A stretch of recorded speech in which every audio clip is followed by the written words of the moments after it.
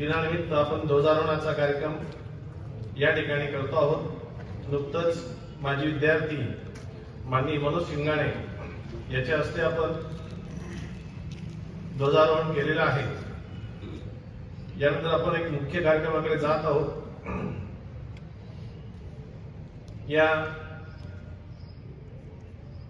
संपूर्ण अशा कार्यक्रमासाठी आपल्या संस्थेचे पदाधिकारी प्रमुख पाहुणे नेहमी आपल्यासाठी सदैव या ठिकाणी उपस्थित असतात। अशा सर्व मान्यवरांचं शब्द सुमनांनी आणि एक गुलाब पुष्प देऊन आपण स्वागत करणार आहोत। प्रथमतः ध्वजारोहणासाठी आलेले आपले माजी विद्यार्थी मनोज शिंगाणे यांचं स्वागत आपल्या नूतन माध्यमिक विद्यालयाचे मुख्याध्यापक सुनील पाटील सर गुलाब पुष्प देऊन करतील अशी मी त्यांना विनंती करतो।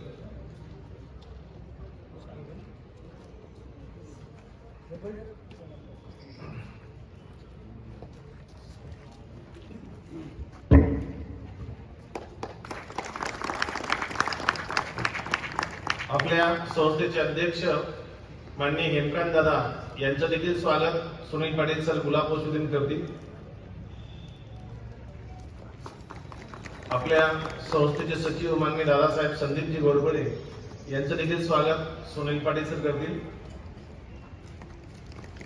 आपल्या संस्थेचे माजी चेअरमन तथा संचालक माननीय आप्पासाहेब गुणवंतराव पाटील यांचं देखील स्वागत सुनील पाटील सर करतील।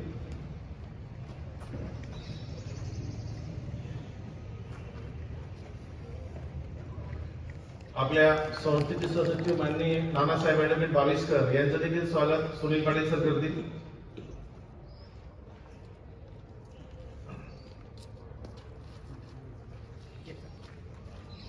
आमच्या संस्थेचे संचालक माननीय आबासाहेब भास्करराव बोरसे यांचं देखील स्वागत आमचे मुख्याध्यापक सुनील पाटील सरांनी करावं अशी मी विनंती करतो।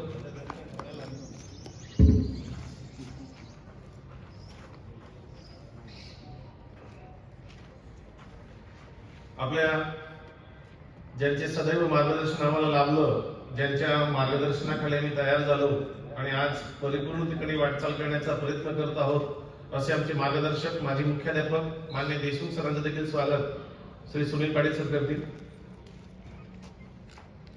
संस्थेचे प्रतिनिधी माननीय विलासदादा चौधरी यांचं देखील स्वागत सुनील पाटील सरांनी करावं अशी मी विनंती करतो। सोनल मॅडम या ठिकाणी उपस्थित साणे गुरुजी कन्या विद्यालयाच्या मुख्याध्यापिका श्रीमती बोरसे मॅडम यांचं देखील स्वागत आमचे ज्येष्ठ शिक्षिका सोनवणे मॅडम हे करतील।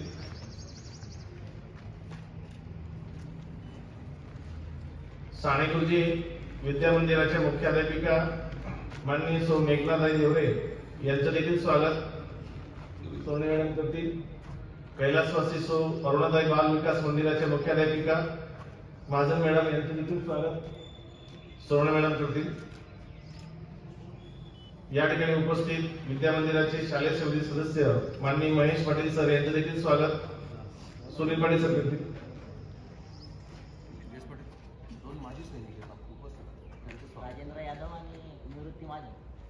या ठिकाणी उपस्थित प्रजासत्ताक दिनाच्या कार्यक्रमाच्या निमित्तानं या ठिकाणी आपले माजी सैनिक उपस्थित आहेत, त्यांचं देखील स्वागत माननीय सुनील पाटील सर बुकी देऊन करतील अशी विनंती करतो। राजेंद्र महाजन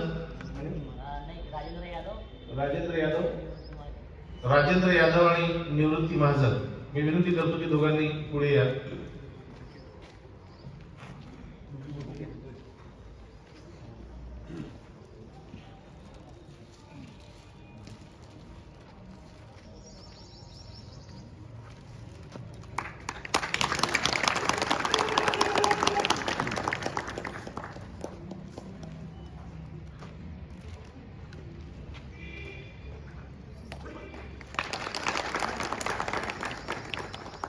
आज या प्रजासत्ताक दिनाच्या कार्यक्रमासाठी सगळ्यात मोठी समस्या आपल्या सर्वांसमोर दिसते आहे की येणाऱ्या काळामध्ये युवकांपुढे मोठी आव्हानं आहेत। म्हणून ते युवकांना जागृत करण्यासाठी आणि आपल्या देशात येणाऱ्या अडचणी आणि युवकांपुढील आव्हाने आणि त्यावर उपाय हे व्यक्त करण्यासाठी आपले सर्वांचे आवडते खासदार माननीय खासदार उन्मेषजी पाटील थोड्याच वेळात त्यांचं आगमन होणार आहे आणि त्यांचेही विचार आपल्याला ऐकायचे आहेत। या कार्यक्रमामध्ये विद्यार्थ्यांचा गुणगौरव देखील आम्ही या ठिकाणी आयोजित केला होता, परंतु कोरोना कालखंड बघता आणि शासन आदेश बघता विद्यार्थ्यांना बोलू नये असे आदेश आल्यामुळे विद्यार्थ्यांचा सन्मान आम्ही थोडासा स्थगित ठेवला आहे, तो पुढे केला जाईल।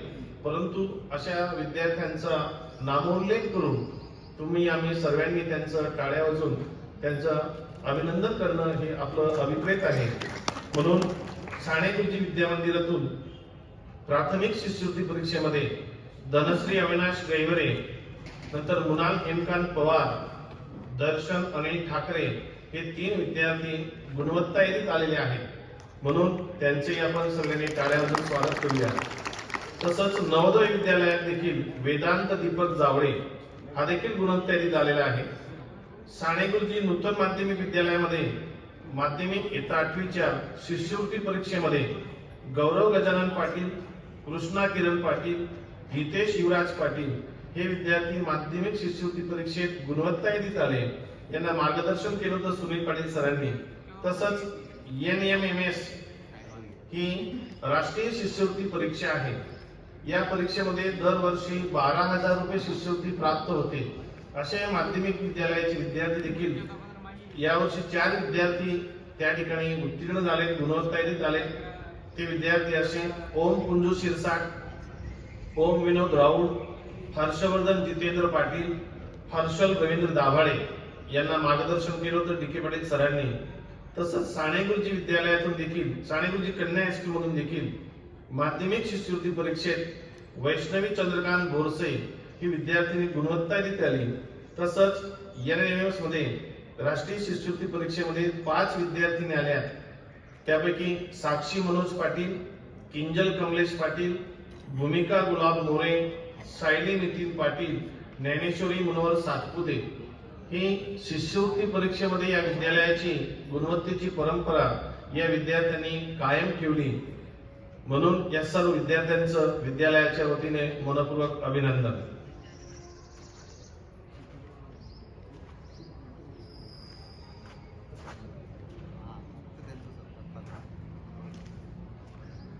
यानंतर आमच्या विद्यालयाचे शिक्षक मान्य धनगर सर यांना मी विनंती करतो की त्यांनी पुढील संचलन करावं।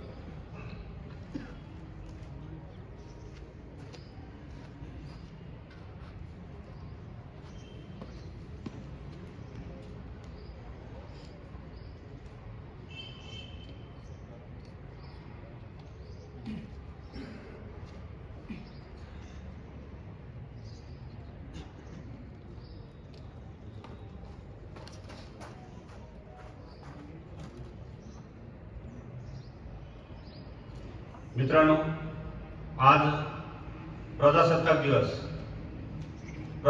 दिवस म्हणजे भारतीय राज्यघटना अंमलात आल्याचा एक विशेष दिवस आणि या विशेष दिवसाचं औचित्य साधून आपला जो भारतीयांचा समृद्ध वारसा तरुणांना कळावा आणि भविष्यकालीन उंच भरारी घेण्याची एक चेतना त्यांना मिळावी म्हणून या ठिकाणी व्याख्यानाचं सुद्धा आयोजन केलेलं आहे। आपल्या लोकसभा मतदारसंघाचे खासदार आदरणीय उन्मेष पाटील यांचं या ठिकाणी व्याख्यान होणार आहे। तत्पूर्वी आपण आज या ठिकाणी अंमळनेर शिक्षण प्रसारक मंडळाच्या 3 शाळांच्या वतीने जे ध्वजारोहण होतं ते आमच्या माजी विद्यार्थ्याच्या हस्ते होतं। कुठलाही आमचा पदाधिकारी या ठिकाणी ध्वजारोहणाचा मान घेत नाही। ते सर्व विद्यार्थ्यांसाठी 15 ऑगस्ट असेल, 26 जानेवारी असेल किंवा 1 मे असेल, अशा प्रत्येक वेळेस आम्ही माजी विद्यार्थ्याला बोलवतो। मग तो शेतकरी असेल, शेतमजूर असेल, कष्टकरी असेल किंवा व्यापारी असेल, इंजिनियर असतील, डॉक्टर असतील, असे अनेक आमचे माजी विद्यार्थी जे आपल्या आपल्या क्षेत्रात चांगलं काम करतात अशांना सदोदित बोलून त्यांच्या हस्ते ध्वजवंदन केलं जातं, ध्वजारोहण केलं जातं आणि एक वेगळा असा संदेश या नगरीमध्ये देण्याचं काम आमचं अंमळनेर शिक्षण प्रसारक मंडळ करत असतं। त्याच अनुषंगाने आज रक्तदान चळवळीचे कार्यकर्ते अत्यंत उल्लेखनीय काम ज्यांनी केलेलं आहे अंमळनेर शहरामध्ये असे मनोज भाऊ शिंगाणे या ठिकाणी आज ध्वजवंदन केलेलं आहे. मी तसेच करोना योद्धा म्हणून ते सन्मानित आहेत. त्यांचं काम उल्लेखनीय असल्यामुळे त्यांना आज ध्वजवंदनाचा मान मिळालेला आहे. मी मनोज भाऊ सिंघाणे यांना विनंती करेल की त्यांनी या ठिकाणी मार्गदर्शन करावं.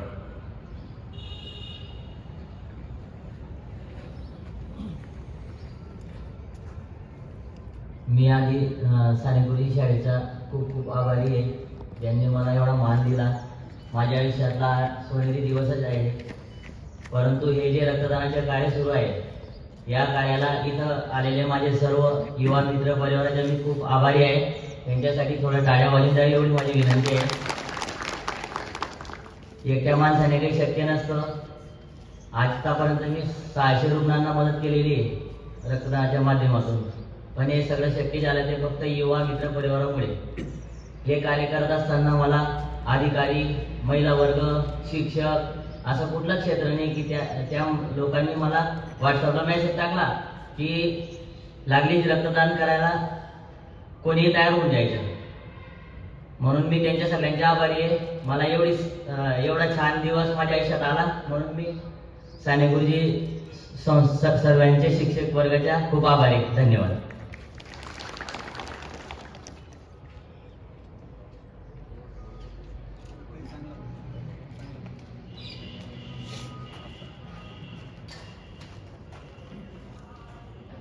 मित्रांनो, 1947 ला भारताला स्वातंत्र्य मिळालं. स्वातंत्र्य मिळाल्याच्या नंतर 26 नोव्हेंबर 1949 रोजी भारताचं संविधान लिहून पूर्ण झालं. नवे अधिनियमित करून आपण अंगीकृत केलं. परंतु त्याची खरी अंमलबजावणी 1950 पासून झाली. आणि 1950 पासून तर आज तागायत आपण हा प्रजासत्ताक दिवस साजरा करत आहोत. या प्रजासत्ताक दिनाचं औचित्य मगाशी मी सांगितलं की आजचा हा विशेष दिवस. भारत प्रजासत्ताक झाला, परंतु खऱ्या अर्थाने प्रजेच्या हातात सत्ता आली का? आमची जी समृद्ध लोकशाही आहे, ही लोकशाही 4 स्तंभांवर उभी आहे. कार्यपालिका असेल, न्यायपालिका असेल, विधिमंडळ असेल किंवा मीडिया म्हणजे वार्तापत्र जे आपल्यापर्यंत येतं, या 4 स्तंभांवर उभी आहे. आणि या 4 स्तंभांच्या जे सुदृढ अशा भिंती असतील तेवढी लोकशाही आपली जिवंत असणार आहे. न्यायपालिका, लेजिस्लेटिव्ह जे आपण म्हणतो, न्यायपालिका, कार्यपालिका म्हणजे तहसील असेल किंवा नगरपंचायत असेल किंवा पंचायत असेल, अशा पद्धतीचं. नंतर विधिमंडळ असेल आणि त्या विधिमंडळामध्ये कालच आम्ही या ठिकाणी मतदार दिवस साजरा केला. तिथे एक चांगला आपला उमेदवार गेला पाहिजे, कारण तो आपला आवाज असतो आणि तो आवाज पोहोचवण्याचं काम तुमच्या आमच्या एका मतामध्ये असतं. आणि तो मतदार दिवस आम्ही काल या ठिकाणी साजरा केला. प्रजासत्ताक ज्या वेळेस आपण झालो, पण प्रजेची सत्ता आल्यानंतर प्रजेचे जे हाल होत आहेत किंवा जे दिन आपल्याला काही वाईट गोष्टी बघायला मिळत आहेत, तर खरंच राज्यघटना ज्या डॉक्टर बाबासाहेब आंबेडकरांनी लिहिली त्यांनाही प्रश्न पडेल की यांच्यासाठी मी राज्यघटना लिहिली का? आज त्या सर्वांचा गौरव करण्याचा दिवस आहे.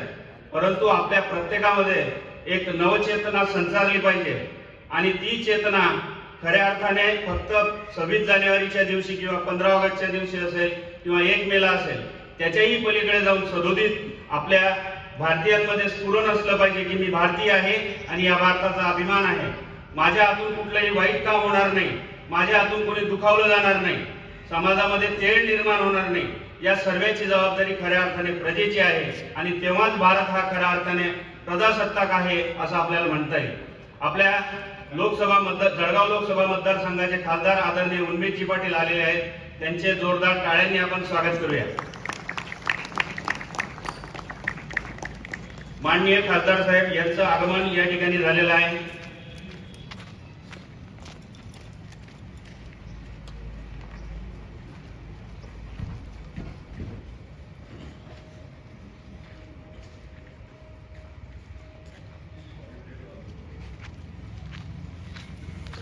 खासदार साहेबांचा व्यस्त दौऱ्यात सुद्धा आपल्याला वेळ दिला, त्यामुळे खास आमच्या अंबळनेर शिक्षण प्रसारक मंडळाच्या प्रांगणात साहेबांचं स्वागत आहे. शब्दसुमनांनी मी साहेबांचं स्वागत करतो.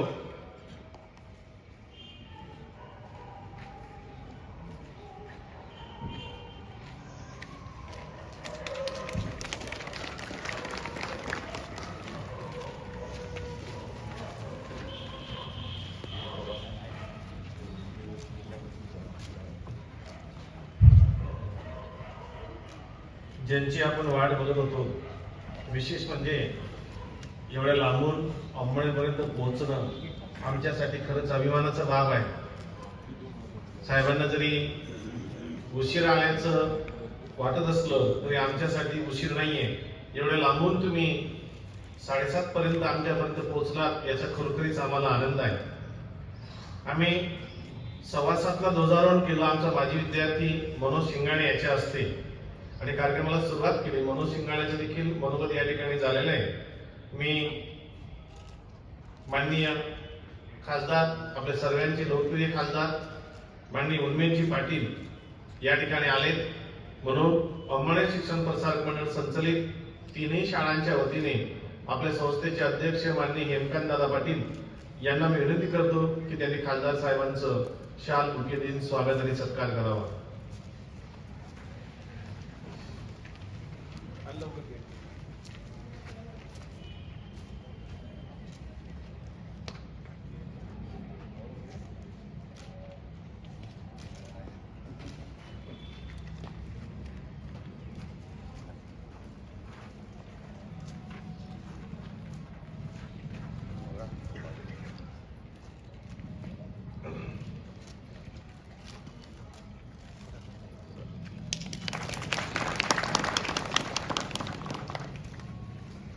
या ठिकाणी आमच्या अनेक वर्षाच्या परंपरेनुसार आम्ही प्रत्येक ध्वजारोहणाच्या कार्यक्रमाला माजी विद्यार्थ्यांना बोलत असतो. तसंच आज एक रक्तदान चळवळीचे कार्यकर्ते, आरोग्यदूत म्हणून ज्यांचं नाव परिचित आहे असे माननीय श्री मनोज शिंगाणे आमचा माजी विद्यार्थी, याला हा आजचा आम्ही ध्वजारोहणाचा मान दिलेला आहे. आणि या ध्वजारोहणाच्या मानकरींचा सन्मान आपल्या जळगाव लोकसभाचे खासदार माननीय उर्मिलजी पाटील यांनी करावा अशी मी त्यांना विनंती करतो.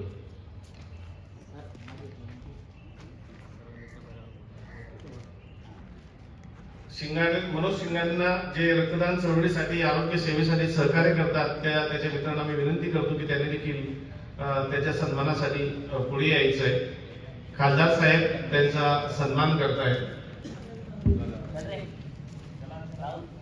या लवकर या.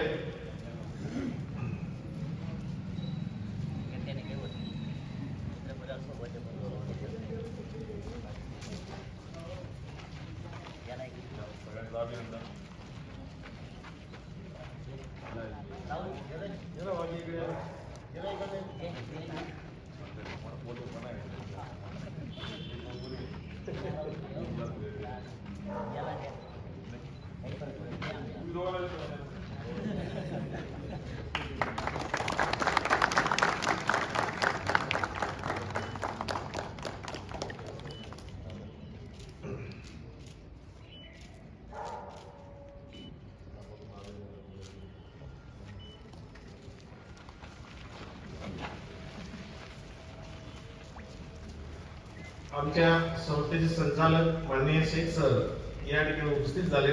त्यांचं देखील साने गुरुजी विद्यालयाच्या वतीनं सुनील पाटील सर बुके देऊन स्वागत करते.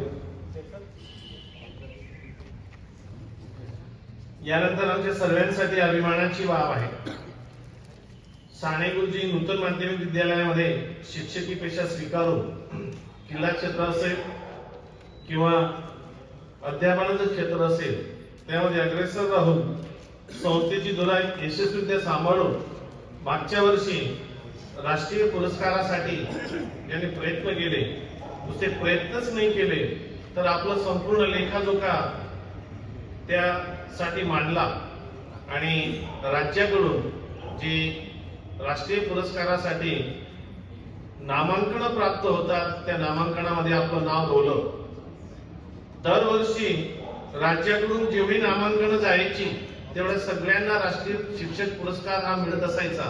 परंतु मागच्याच वर्षी त्यांनी एकूण 47च पुरस्कार द्यायचे म्हणून 156 पुरस्काराचं नामांकन झालं, म्हणून मुलाखती घेतल्या गेल्या आणि मुलाखतींद्वारे त्यांचं नामांकन केलं आणि त्यातून 47 शिक्षकांची राष्ट्रीय पुरस्कारासाठी निवड केली.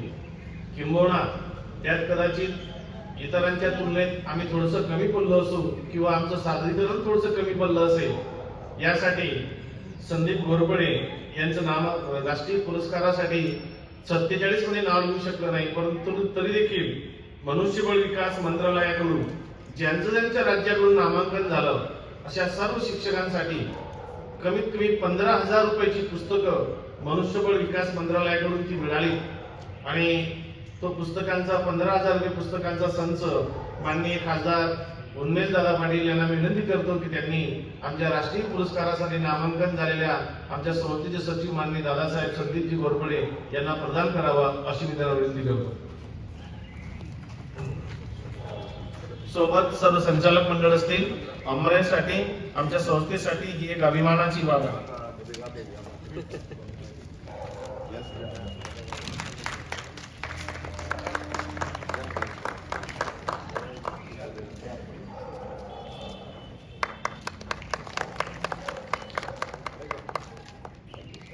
या राष्ट्रीय पुरस्कारासाठी नामांकन झाल्यामुळे आमच्या साने गुरुजी विद्यालयाच्या वतीनं मी आमचे मुख्याध्यापक माननीय सुनील पाटील सर यांना विनंती करतो की त्यांनी दादांचा शाल, श्रीफळ आणि बुके देऊन सत्कार करावा. नूतन विद्यालयाचे शिक्षकांना विनंती करतो की लवकर पुढे या आणि माननीय दादासाहेबांचा सत्कार करूया.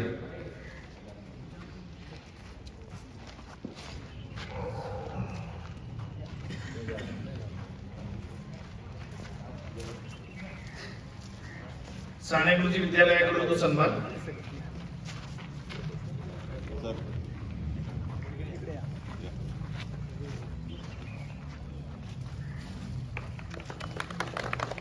यानंतर साने गुरुजी कन्या विद्यालयाच्या श्रीमती बोरसे मॅडम यांना देखील विनंती करतो की त्यांनी दादांचा सन्मान आणि सत्कार करावा.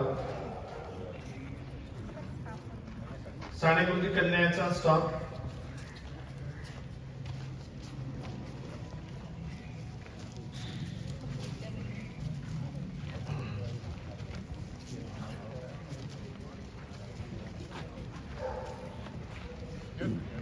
यानंतर साने गुरुजी विद्या मंदिराकडून देखील दादाचा सन्मान होणार आहे, म्हणून मी देवरे मॅडमला विनंती करतो की त्यांनी आपल्या स्टॉपसह दादांच्या सन्मानासाठी पुढे यायचे.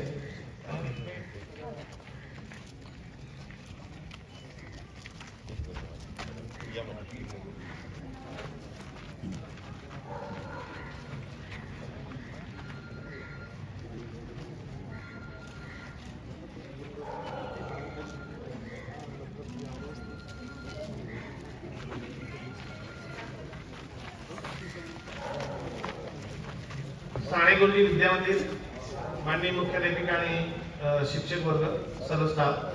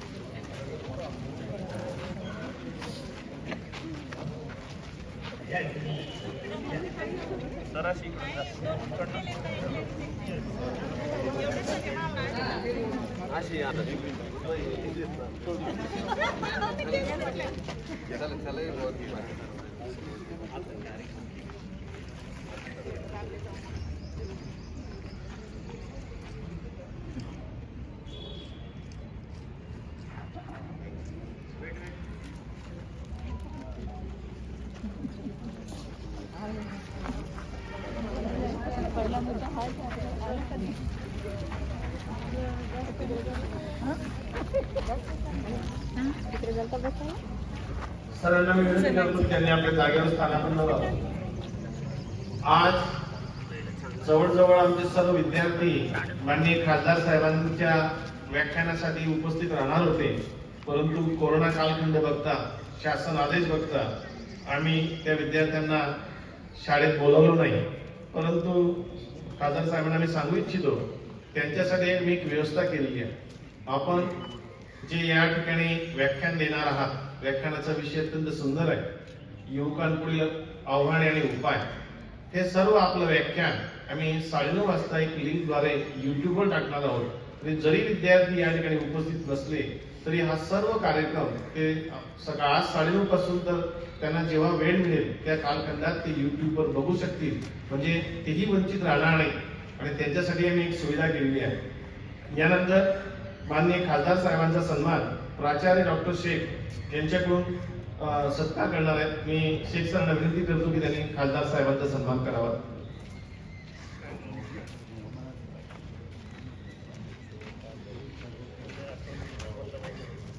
आपले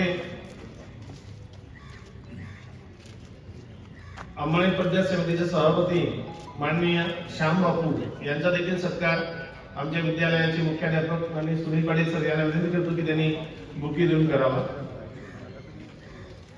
आणि अंमळनेर तालुका भाजपचे तालुकाध्यक्ष माननीय हिरालाल पाटील यांचा देखील सन्मान आमचे मुख्याध्यापक सुनील पाटील सर यांना विनंती करतो की त्यांनी करावा.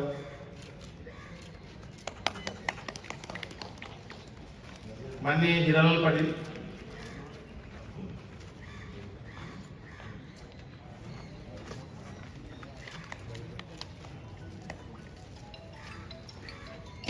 खूप वेळ न दवडता मी आजच्या कार्यक्रमाचे प्रमुख वक्ते माननीय खासदार उमेशजी पाटील यांना विनंती करेल की त्यांनी आपल्या व्याख्यानाला सुरुवात करावी. व्याख्यानाचा विषय मगाशी सरांनी सांगितला, युवकांपुढील आव्हाने आणि त्यावरील उपाय.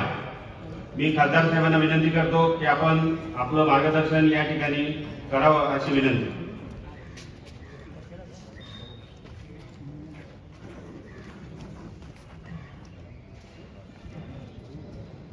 सर्वप्रथम आपल्या सगळ्यांना प्रजासत्ताक दिनाच्या मनापासून खूप खूप शुभेच्छा देतो. यायला उशीर झाला म्हणून दिलगिरी व्यक्त करतो, परंतु लहानपणापासून कुतूहल असलेल्या अंमळनेर सारख्या विद्यानगरीमध्ये एक अंमळनेर शिक्षण प्रसारक मंडळाच्या या प्रांगणामध्ये आज आपल्या समोर खासदार म्हणून नव्हे तर आपल्या सगळ्यांचा एक चाहता की अंमळनेर ही शिक्षणाची आपल्या उत्तर महाराष्ट्रातली चळवळ आणि त्यामध्ये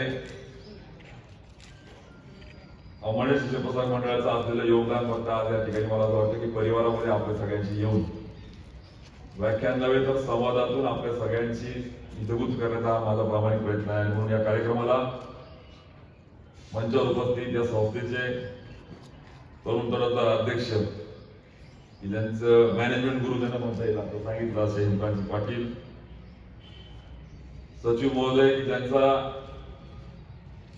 आणि माझा बालपणापासून चाळीसगावशी संबंध असल्यामुळे नात्याच्या पलीकडे जाऊन एक सामाजिक बांधिलकी जोपासणारा कार्यकर्ता पुढे जाऊन मग तो नाट्य चळवळ असेल, साहित्य चळवळ असेल, वेगवेगळ्या सामाजिक बांधिलकी जोपासत असताना वेगवेगळ्या उपक्रमामधून अंमळनेरमध्ये येऊन संस्थेचे सचिव म्हणून काम करत असताना अंमळनेरमध्ये नव्हे तर जिल्ह्यामध्ये जिल्ह्याबाहेर आणि आपण आता बघितलं की ह्युमन रिसोर्स डेव्हलपमेंट मिनिस्ट्रीच्या माध्यमातून देखील राष्ट्रीय पुरस्कारासाठी नामांकन होत असताना आपण त्या ठिकाणी बघितलं की 15,000 रुपयाची पुस्तकं हा एवढा पुस्तकाचा गाथा या माथ्यामध्ये घेणारे आमचे मार्गदर्शक मित्र सचिव संदीपजी घोरपडे सर, या ठिकाणी माझ्या समेत आलेले भारतीय जनता पार्टी तालुक्याचे अध्यक्ष आदरणीय हिरालाल आप्पा, उपाध्यक्ष आदरणीय मनोहररावजी पाटील साहेब, सहसचिव आपले आमचे बाळस्कर सर, संचालक सगळ्यांचा नामोल्लेख केला पाहिजे मंचावर भास्कररावजी बोरसे सरांपासून तर त्यांनी माझा सत्कार केला, शेख सरांपासून तर या ठिकाणी उपस्थित या शिक्षण प्रसारक मंडळाच्या आपल्या सर्व मुख्याध्यापक मुख्याध्यापिका त्यांचे सर्व सहकारी, संस्थेचे सर्व संचालक मंडळ, सर्व सन्माननीय मंच या सोबत जे आजच्या कार्यक्रमाचं प्रमुख आकर्षण आहे, ज्यांच्या शुभ हस्ते जी परंपरा आपण त्या ठिकाणी सांगितली की माझी विद्यार्थ्यांना बोलून त्यांच्या हस्ते आपण ध्वजारोहणाचा कार्यक्रम करतो. मला असं वाटतं एक चांगली परंपरा आपल्या सगळ्यांसाठी. जर तुम्हाला विचारलं गुरुजनांना की तुमच्याजवळ किती संपत्ती आहे, bank loan, bank FDs, gold loan, गोल्डच्या माध्यमातून असतील किंवा ऍसेट असेल, पण सगळ्यात महत्वाची संपत्ती जर कुठली असेल तर मला वाटतं गुरुजनांसाठी त्यांचे विद्यार्थ्यांनी मिळवलेलं यश आणि याच अंबाड्यांच्या मातीमध्ये राहून तरुणांना सोबत घेऊन रक्तदानाची चळवळ 5, 50, 100 नव्हे तर 500 रक्ताच्या बॉटल्स एकाच वेळी देण्याची क्षमता असणाऱ्या युवकांचं संघटन आणि त्याचं नेतृत्व करणारे मनोज शिंगाणे यांचं एकदा टाळ्यावरून आपण अभिनंदन करूया. एका बाजूला तरुणाई वेगवेगळ्या पद्धतीने आपण बघतोय पाश्चात्य संस्कृतीचं अनुकरण करत असताना वेगवेगळ्या पद्धतीने गुंतलेले असताना अशी तरुण आहे जे सामाजिक बांधिलकी जोपासत त्या ठिकाणी रक्तदानाच्या चळवळीसोबत सामाजिक उपक्रम त्या ठिकाणी घेत आहेत. आणि म्हणून मला असं वाटतं की या ठिकाणी किती संकट आले, आता आपण बघितलं कोरोनासारखं संकट असेल, या सगळ्या संकटावर आपण मात करत आपलं राष्ट्र असेल, आपला समाज असेल त्या ठिकाणी पुढे जातोय. आणि म्हणून मनोज दादा, आपण आणि आपल्या सगळ्या सहकार्यांचं मनापासून अभिनंदन करतो.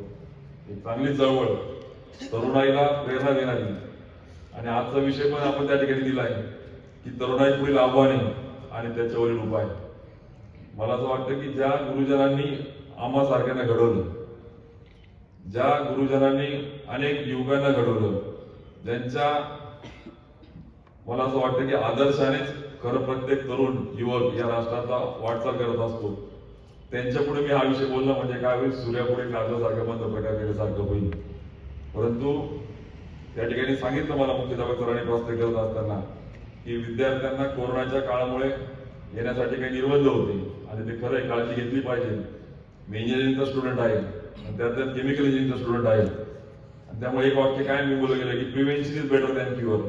एखादी घटना घडण्यापेक्षा आधीच काळजी घेता येईल का, आणि म्हणून आपण कोरोनाच्या संदर्भामध्ये त्या ठिकाणी काळजी घेतोय. जरी वॅक्सिनेशनचा प्रोग्राम सुरू झालाय पण जोपर्यंत पूर्णपणे नाही ना होती तोपर्यंत काळजी घेण्याच्या दृष्टिकोनातून विद्यार्थ्यांना या ठिकाणी न बोलवता युट्यूबच्या FB लाईव्हच्या माध्यमातून जेणेकरून तंत्रज्ञानाचा वापर करून त्यांच्यापर्यंत कसं पोहोचता येईल असं या ठिकाणी नियोजन या ठिकाणी केलंय.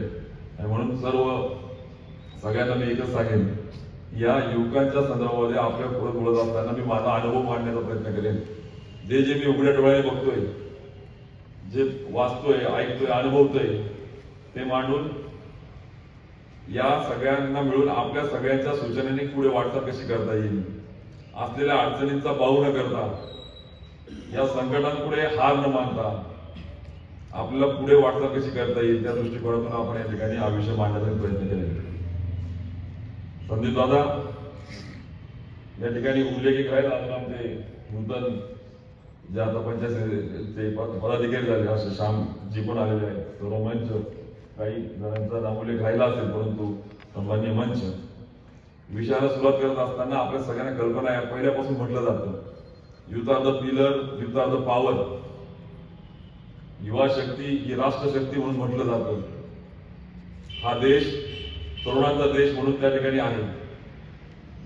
या लोकसंख्येतल्या जवळजवळ आपण जर म्हटलं 25 ते 35 मधला 65% लोकसंख्या ही युवा आहे.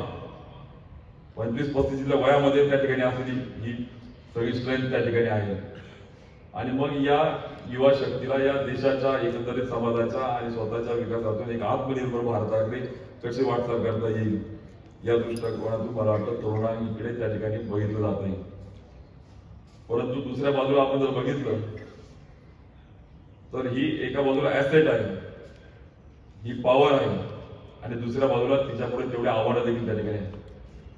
आणि म्हणून या सगळ्यांचा आपण जर मागोवा घेतला, अभ्यास केला, खोलामध्ये गेलो, सविस्तर त्याचं जर आपण त्या ठिकाणी बघितलं तर युवकांपुढे वेगवेगळे प्रश्न वेगळ्या वयामध्ये वेगवेगळ्या क्षेत्रातल्या, मग ग्रामीण असतील, शहरी असतील, मग त्या ठिकाणी ग्रामीण भागातल्या तरुणांचं आपण बघितलं तर कुणाला शिक्षणाच्या समस्या आहेत. शिक्षणाच्या पुढे मग शहरी भागामध्ये आल्यानंतर आपण त्या ठिकाणी तरुणाईचं बघतोय की शिक्षण घेऊन मग रोजगाराच्या समस्या आहेत. मग काही तरुण त्या ठिकाणी कौशल्याचं शिक्षण घेऊन त्यांना त्या ठिकाणी स्वयंरोजगाराच्या संदर्भामध्ये संघर्ष करावा लागतोय. मग त्या ठिकाणी स्वयंरोजगार मिळवायचा असेल तर मग कुठला प्रकल्प करायचा, अर्थसहाय्य कसं मिळवायचं, आणि मग काही तरुण त्या ठिकाणी आपण बघतोय मग शैक्षणिक नंतर रोजगारानंतर त्या ठिकाणी आपल्याला बघतोय सामाजिक, राजकीय अशा वेगवेगळ्या टप्प्यावर वेगळ्या तरुणाईपुढे वेगवेगळ्या समस्या जरी असल्या, पण मला असं वाटतं की तरुणाई एक समर्थपणे या सगळ्या संकटाला तोंड देत आपल्याला स्वतःला घडवत, समाजाला घडवते, राष्ट्र कसं घडवते या दृष्टीने प्रामाणिक प्रयत्न करताना पण एक तरुणाई दिसते. आणि दुसरी तरुणाई काही आपण त्या ठिकाणी बघतोय दुर्दैवाने निराशेच्या गर्तेमध्ये त्या ठिकाणी जाऊन आपण त्या ठिकाणी बघतोय की काही तरुणाई त्या ठिकाणी काही तरुण हताश होऊन एक नको तो विचार त्या ठिकाणी करून वेगळ्या पद्धतीने आपल्या जीवनाला त्या ठिकाणी दिशा देण्याच्या विचारात त्या ठिकाणी जाते. आणि म्हणून अत्यंत महत्वाच्या कोरोनाच्या नंतरचं तर जग बदललंय, आपण अनुभवलंय, असं कधीच व्हायचं नाही. कोरोनाच्या काळात ही परिस्थिती जर आठवली आपल्या सगळ्यांना कल्पना आहे. मला आठवतं सुरुवातीचे 1-2 पेशंट ज्यावेळेस यायला लागले तर त्या पेशंटला असं वाटायचं मी का काही गुन्हेगार आहे, मी का दरोडेखोर आहे, अशी भावना असायची. पोलीस यायचे, त्याच्यासाठी ती कॉलनी बॅरिकेड वगैरे व्हायचे, ते सील करायचे आणि मग त्याला घेऊन जायचे. मला आठवतं ते मंत्री होते का आपल्या नांदेडचे अशोक चव्हाण साहेबांचं चित्र माझ्या डोळ्यापुढे.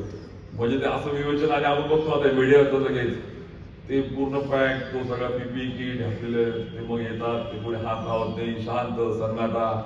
म्हणजे एक असं चित्र मीडियाच्या माध्यमातून पुढे येत होतं. आणि ते वास्तव असं होतं की हा पॅन्डेमिक जगामध्ये पहिल्यांदा आलेला कोरोना रोग होता. त्यामुळे स्वाभाविकच सगळ्यांच्या म्हणजे मेडिकल क्षेत्रातले असतील, मेडिकल क्षेत्रातले असतील, नॉन मेडिकल असतील किंवा आपण त्या ठिकाणी म्हणतो पॅरामेडिकल असतील, सगळ्यांच्या मनात भीती होती. तर सर्वसामान्यांच्या आपल्या मनात भीती असणं स्वाभाविक होतं.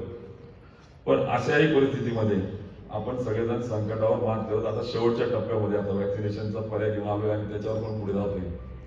म्हणजे आपण जर बघितलं तर सुरुवातीच्या काळापासून तर अगदी आताच्या काळापर्यंत तरुणाई पुढे पण समाजापुढे तर आव्हान आहेच, पण तरुणाई पुढे पण आव्हानं बदलत आहेत. आता आपण बघतो, तुम्हाला जर सांगितलं असतं की आपण लेक्चर्स ऑनलाईन घ्या, वर्क फ्रॉम होम कन्सेप्ट जर रुजवायचा प्रयत्न केला असता तर ती ऍक्सेप्टच व्हायची नाही. सुदैवाने तरी तुम्हाला सांगतो, मी इंजिनिअरिंग केलं, ई कॉमर्स केलं, IT सेव्ही आहे सगळा, पण मला पण पटायचं नाही ऑनलाईन लेक्चरने. असं वाटायचं नाही, तो heart to heart, eye to eye, man to man त्या ठिकाणी आपला संपर्क समन्वय होत नाही, संवाद होत नाही, तोपर्यंत आपण भेटल्यासारखं वाटत नाही, कुणाशी बोलल्यासारखं वाटत नाही. पण बघा या 6 महिन्यामध्ये पूर्णपणे घरातली लहान लहान मुलं ती देखील आपण बघतोय, सगळे आपल्या घरात अनुभवतोय. इतके शार्प झाले, पटापट झूम, वेबएक्स, पटापट मायक्रोसॉफ्टचा ऍप असेल डाउनलोड करतात, लिंक घेतात, कनेक्ट होतात. तिकडनं मॅडम म्हणतात आय एम ऑडिबल, तिकडनं नो मॅम, आणि इकडे म्हणतो मॅम म्हणजे ऑडिबल. मी विचारतो तू नो कसं म्हणतोय मग. म्हणजे इतके छान पद्धतीने आपण बघतोय, मुलं पण त्या ठिकाणी रमतायत आणि तंत्रज्ञानाचा वापर करून. सुरुवातीच्या काळात थोडं स्कॅटर्ड होतं, गोंधळ होता, पण आता हळूहळू त्याला त्या ठिकाणी मला असं वाटतं तंत्रज्ञानाच्या माध्यमातून त्या ठिकाणी आपल्याला ई लर्निंगचं जे महत्व आहे ते आपल्याला त्या ठिकाणी कळतंय. आणि आपण देखील आता वेगळं बैठक मागच्या आठवड्यात मी फोन केला रेल्वे बोर्डाचे चेअरमन साहेबांना, तसं मला भेटायला यायचंय. म्हटलं सर सॉरी कोरोनाचा सगळं आहे, आपण एक लिंक टाकतो आणि लगेच या. म्हटलं आता मी दिल्लीत आलोय, प्रत्यक्ष भेटू, प्रत्यक्ष बोलू, काही चर्चा करू. तरी सांगितलं नाही मी लिंक टाकतो, तुम्ही या आणि लगेच अप्रोच व्हा. लगेच टाकली, लिंक क्लिक केली, अप्रोच झालं, मीटिंग झाली, चर्चा झाली आणि लगेच राजधानी एक्सप्रेसच्या संदर्भामध्ये चर्चा केली आणि लगेच त्यांनी सांगितलं 2 दिवसामध्ये आम्ही प्रोसेसमध्ये केलेलेच आहे आणि करतो. म्हणजे जाणे, भेटणे, निवेदन देणे भाग नाही, वेब मीटच्या माध्यमातून डायरेक्ट संवाद आणि प्रत्यक्ष. मला वाटतं याच्यातून प्रचंड शक्ती आणि याचा फायदा घेत आपण लक्षामध्ये घ्या. विशेषतः तरुणाई आणि माझ्या सगळ्या पालक गुरुजनांसाठी सांगेल की देशभरामध्ये नव्हे तर जगभरामध्ये या सगळ्या एंटरप्रेन्युअर्स, टेक्नोक्रॅट्स, युवकांपुढे तर विशेषतः खूप शिकण्यासारखं या कोरोना आणि या काळामध्ये त्याकडे आले. आणि या परिस्थितीमध्ये अनेकांनी या आव्हानांना संधीमध्ये रूपांतर केले. म्हणून मला असं वाटतं की या सगळ्या संदर्भात आपण बघितलं की अडचणी नक्की आहेत, प्रश्न नक्की आहेत, परंतु obstacles are the power generator. मी काय म्हणतो, अडथळे ताकद निर्माण करतात, अडचणी आपल्यामध्ये क्षमता निर्माण करतात. आणि म्हणून जेवढ्या अडचणी आहेत, जेवढ्या अडथळे आहेत, मला असं वाटतं आपल्यात अजून जास्त क्षमता निर्माणासाठी आहेत. हा जर दृष्टिकोन आपण जर ठेवून पावलं टाकली आणि तो दृष्टिकोन तरुणाईमध्ये जर रुजवला, गुरुजन नात्याने आणि तुम्ही रुजवतायत म्हणून आमच्यासारखे तरुण घडतायत निश्चित. आणि म्हणून मला असं वाटतं की तो जर दृष्टिकोन देता आला तर मला वाटतं जीवन जगत असताना साधनांपेक्षा किती संपत्ती आहे, किती साधनं आहे, किती त्या ठिकाणी पैसे, गाडी, घोडे, ऍसेट्स आहेत, पण त्यापेक्षा दृष्टिकोन कसा आहे, आत्मविश्वास कसा मनामध्ये आहे. म्हणून मला असं वाटतं की आज तरुणाईचे त्या ठिकाणी समस्या आणि उपाय त्या ठिकाणी घेत असताना, त्यावर आपण विवेचन करत असताना, युवकांपुढच्या प्रश्नांना सोल्युशन देत असताना सगळ्यात महत्वाचं जर काही सगळं असेल तर मला वाटतं मनशक्ती त्या ठिकाणी आपली त्या ठिकाणी तरुणाईची कणखर असली पाहिजे. आणि मला वाटतं अभ्यासामधून जरी आपल्याला त्या ठिकाणी ज्ञान मिळत असलं, विज्ञान तंत्रज्ञान आपण घेत असलो, परंतु जो कॉन्फिडन्स, आत्मविश्वास गुरुजनांचा असेल किंवा समाजातल्या चांगल्या घटकातून जो तरुणाईला मिळतो, तोच त्यांना जीवन जगायला किंवा जीवनातल्या प्रश्नांवर मात करायला काम येतोय. म्हणून आज प्रजासत्ताक दिनाच्या निमित्ताने जर आपण मागोवा घेतला तर मग या तरुणाईला शिक्षण घेत असताना इन्फ्रास्ट्रक्चर निर्माण झालं पाहिजे. शिक्षण घेतल्यानंतर रोजगार मिळाला तर त्यासाठी भौगोलिक सुविधा असल्या पाहिजे. आणि म्हणून मी एक विचार करतो की स्वातंत्र्याच्या 70 वर्षानंतर देखील मग ती धुळ्याहून चाळीसगावला जाणारी आमची रेल्वेची ट्रेन ब्रिटिश काळात सुरू झाली त्या ठिकाणी आहे. मग अंमळनेरून त्या ठिकाणी धुळ्याला जायचं असेल तर इन्फ्रास्ट्रक्चर ॲज इट इज आता कुठेतरी मला वाटतं बदल हॅम मॉडेल त्या ठिकाणी आलं. 60-70 वर्ष इन्फ्रास्ट्रक्चर जे आहे, भौगोलिक सुविधा ज्या आहेत त्या जोपर्यंत डेव्हलप होत नाही, तोपर्यंत कनेक्टिव्हिटी होत नाही, जोपर्यंत त्या ठिकाणी आपल्या सगळ्यांना ज्या पद्धतीने तरुणाईला वाटतं की आपण तरुणाईला कुठेतरी वाटतं की तरुणाईने धडपड केली पाहिजे, मला वाटतं तोपर्यंत या सगळ्या दिशा जी आहे ती त्यांना मिळू शकत नाही. आणि म्हणून रेल्वे, एअर किंवा त्या ठिकाणी टेक्नॉलॉजी या सगळ्या जोडण्याचं काम झालं पाहिजे होतं. आणि त्या ठिकाणी मला असं वाटतं की आता मोठ्या प्रमाणावर इन्फ्रास्ट्रक्चर डेव्हलपमेंट होते. आणि म्हणून आपण बघतो आत्मनिर्भर भारताच्या दृष्टिकोनातून जर सगळ्यांकडे बघितलं असेल तर तरुणाईकडे मोठ्या प्रमाणात बघितलं जाते. आणि म्हणून आज वाटचाल करत असताना युवकांनी जर सेल्फ रिलायंट इंडिया, आत्मनिर्भर भारताचा भाग म्हणून जर बघितलं की मी शिक्षण घेत असतानाच माझ्या शिक्षणाचं नक्की कुठे ऍप्लिकेशन आहे. इंजिनिअरिंग म्हणून मी सांगतो की बऱ्याचशा इंजिनियर्स पुढे प्रश्न असा आहे की एका बाजूला इंजिनियर मेक द वर्ल्ड असं म्हटलं जातं, डॉक्टर्स असतील, टेक्नॉक्रॅट असतील, सायंटिस्ट असतील, आणि दुसऱ्या बाजूला असं म्हटलं जातं की इंजिनियर्स आपले अनवॉन्टेड प्रोडक्ट आहे की काय, असा प्रश्न होतो. कारण की नोकरी नाही म्हणून हताश आहे, मग उद्योग करायचं काय करायचं, अर्थ सहाय्य नाही. म्हणून मला असं वाटतं की या सगळ्या समस्या लक्षामध्ये घेत असताना आपण जर पावलं टाकली तर सगळ्यात महत्वाचं जर काही युवकांपुढे असेल तर मला वाटतं रोजगाराच्या दृष्टिकोनातून मी नोकरी मागणारा नाही तर मी नोकरी देणारा होऊ शकतो का. Instead of become a job seeker, why should not I become a job provider. आणि नोकरी देणारा मला व्हायचं असेल तर माझ्यामध्ये काही क्षमता विकसित करता येईल का. आणि माझ्या क्षमता विकसित करायच्या असतील तर असेल हरी तर दिल खाटल्यावरी घरी बसेल आणि मी काहीतरी दिशा देईन, माझ्या आई वडिलांचे स्वप्न पूर्ण करेल, माझ्या गुरुजनांचे स्वप्न पूर्ण करेल आणि मी काहीतरी समाजापुढे आदर्श करेन, असं होऊ शकत नाही. आणि म्हणून there is no magic at all, जीवनामध्ये कुठे जादू होत नाही. आणि म्हणून तरुणाईच्या त्या ठिकाणी वाटचालीमध्ये जर आपण त्या ठिकाणी रुजवलं की मला जर रोजगाराला सोबत स्वयंरोजगारातून इतरांना रोजगार द्यायचा असेल तर माझ्यातल्या काही क्षमता विकसित कराव्या लागतील. मी एक वाक्य काय बोलतो, उघड्या डोळ्यांनी जगलं पाहिजे. आणि म्हणून आजच्या तरुणाईला आपण जर विचारलं की बाबाने उद्योग करायचा तर व्हॉट इज DIC, की डिस्ट्रिक्ट इंडस्ट्री सेंटर काय आहे, जिल्हा उद्योग केंद्र काय आहे, what is KVIC, khadi village industry commission नक्की काय आहे, खादी विलेज इंडस्ट्री बोर्ड काय आहे.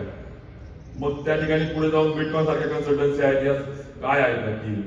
आणि मग पुढे प्रकल्प अहवाल असेल, एखादी उत्पादन करायचं असेल, एखादी सेवा उद्योग करायचा असेल, मग त्याच्यासाठीच काय चाचपणी केली पाहिजे, कसा प्रकल्प अहवाल केला पाहिजे, त्याचं मार्केट असेल, त्याच्यासाठी लागणारं फायनान्शियल स्ट्रेंथ असेल, त्याच्यासाठी लागणारे मॅनपॉवर असेल, त्याच्यासाठी लागणारं रॉ मटेरियल असेल, त्याच्यासाठी लागणारं सर्व इन्फ्रास्ट्रक्चर कुठे योग्य असू शकतं, मी कुठे काय उद्योग केला पाहिजे, कोणत्या स्केलवर केला पाहिजे, कोणत्या कॉम्पिटिशन मध्ये मी केला पाहिजे.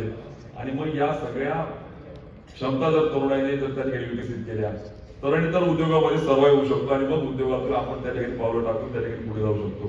म्हणून मला असं वाटतं की अडचणींचा भाव न करता, समस्यांचा जास्त इश्यू न करता, काही करणे माझ्या गुरुजनांचं, काही करणे माझ्या भावबंदीचं, काही करणे माझ्या नेत्यांचं, काही करणे माझ्या त्या ठिकाणी असलेल्या कोणी ते सांगतो माझ्या घरात हा नातेवाईक मोठा आहे तो आहे आणि आपण त्याच्या भरोशावर काही करतो. मला असं वाटतं की मला स्वतःला त्या ठिकाणी घडायचंय, मला त्या ठिकाणी पावलं टाकून पुढे जायचंय. ही बर्निंग डिझायर जोपर्यंत येत नाही ना, ज्वलंत इच्छाशक्ती मनामध्ये येत नाही ना, तोपर्यंत जीवनात काही होऊ शकत नाही.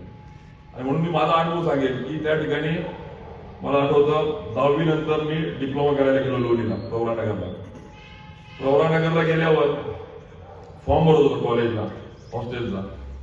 आणि त्यावेळेस काय पर प्रांतामध्ये पॉलिटेक्निक कॉलेज इंजिनिअरिंग कॉलेज नव्हते. एक तरुण आला, पटकन फॉर्म भरला आणि तो म्हणे sir could I get the form. त्यांचा फॉर्म घेतला, लगेच सबमिट केला. Sir thanks a lot. बाहेर गेला. मी ते बघितलं, काय इंग्रजी बोलतो का फाडफाड. आपण मराठी मीडियमच्या 10वी नंतर गेलो. थोडासा असा हे झालं की मस्त नाराज झालो. अरे बाबा आपण तर अजून खूप काही हे व्हावं लागेल. आणि ते सगळं एन्व्हायरमेंट बघितलं. म्हणजे कम्युनिकेशन, अप्रोच, आपल्या तरुणाईपुढे अप्रोच खूप महत्वाचा आहे. माझ्या मस्तकामध्ये काय आहे, माझ्या मनगटामध्ये काय आहे, माझ्या कल्पना काय आहेत, त्याला काही अर्थाने जोपर्यंत मी त्या एक्सप्रेस करू शकत नाही, जोपर्यंत माझा विचार मांडू शकत नाही, जोपर्यंत माझ्या मनातले विचार मी त्या ठिकाणी समोरच्या पर्यंत पोहोचू शकत नाही.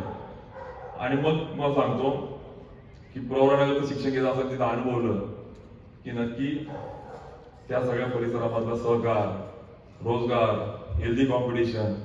एकाने शुगर फॅक्टरी टाकली तर त्याने दुसऱ्याने बाय प्रोडक्ट टाकलं, दुसऱ्याने मग कोऑपरेटिव्ह बँक टाकली तर त्याने लगेच शेतकरी संस्था टाकली, त्याने पॉलिटेक्निक टाकलं तर एकाने इंजिनिअरिंग कॉलेज केलं, एकाने मॅनेजमेंट केलं तर एकाने फार्मसी केलं, एकाने त्या ठिकाणी वुमन्स पॉलिटेक्निक केलं तर एकाने वुमन्स ITI केलं.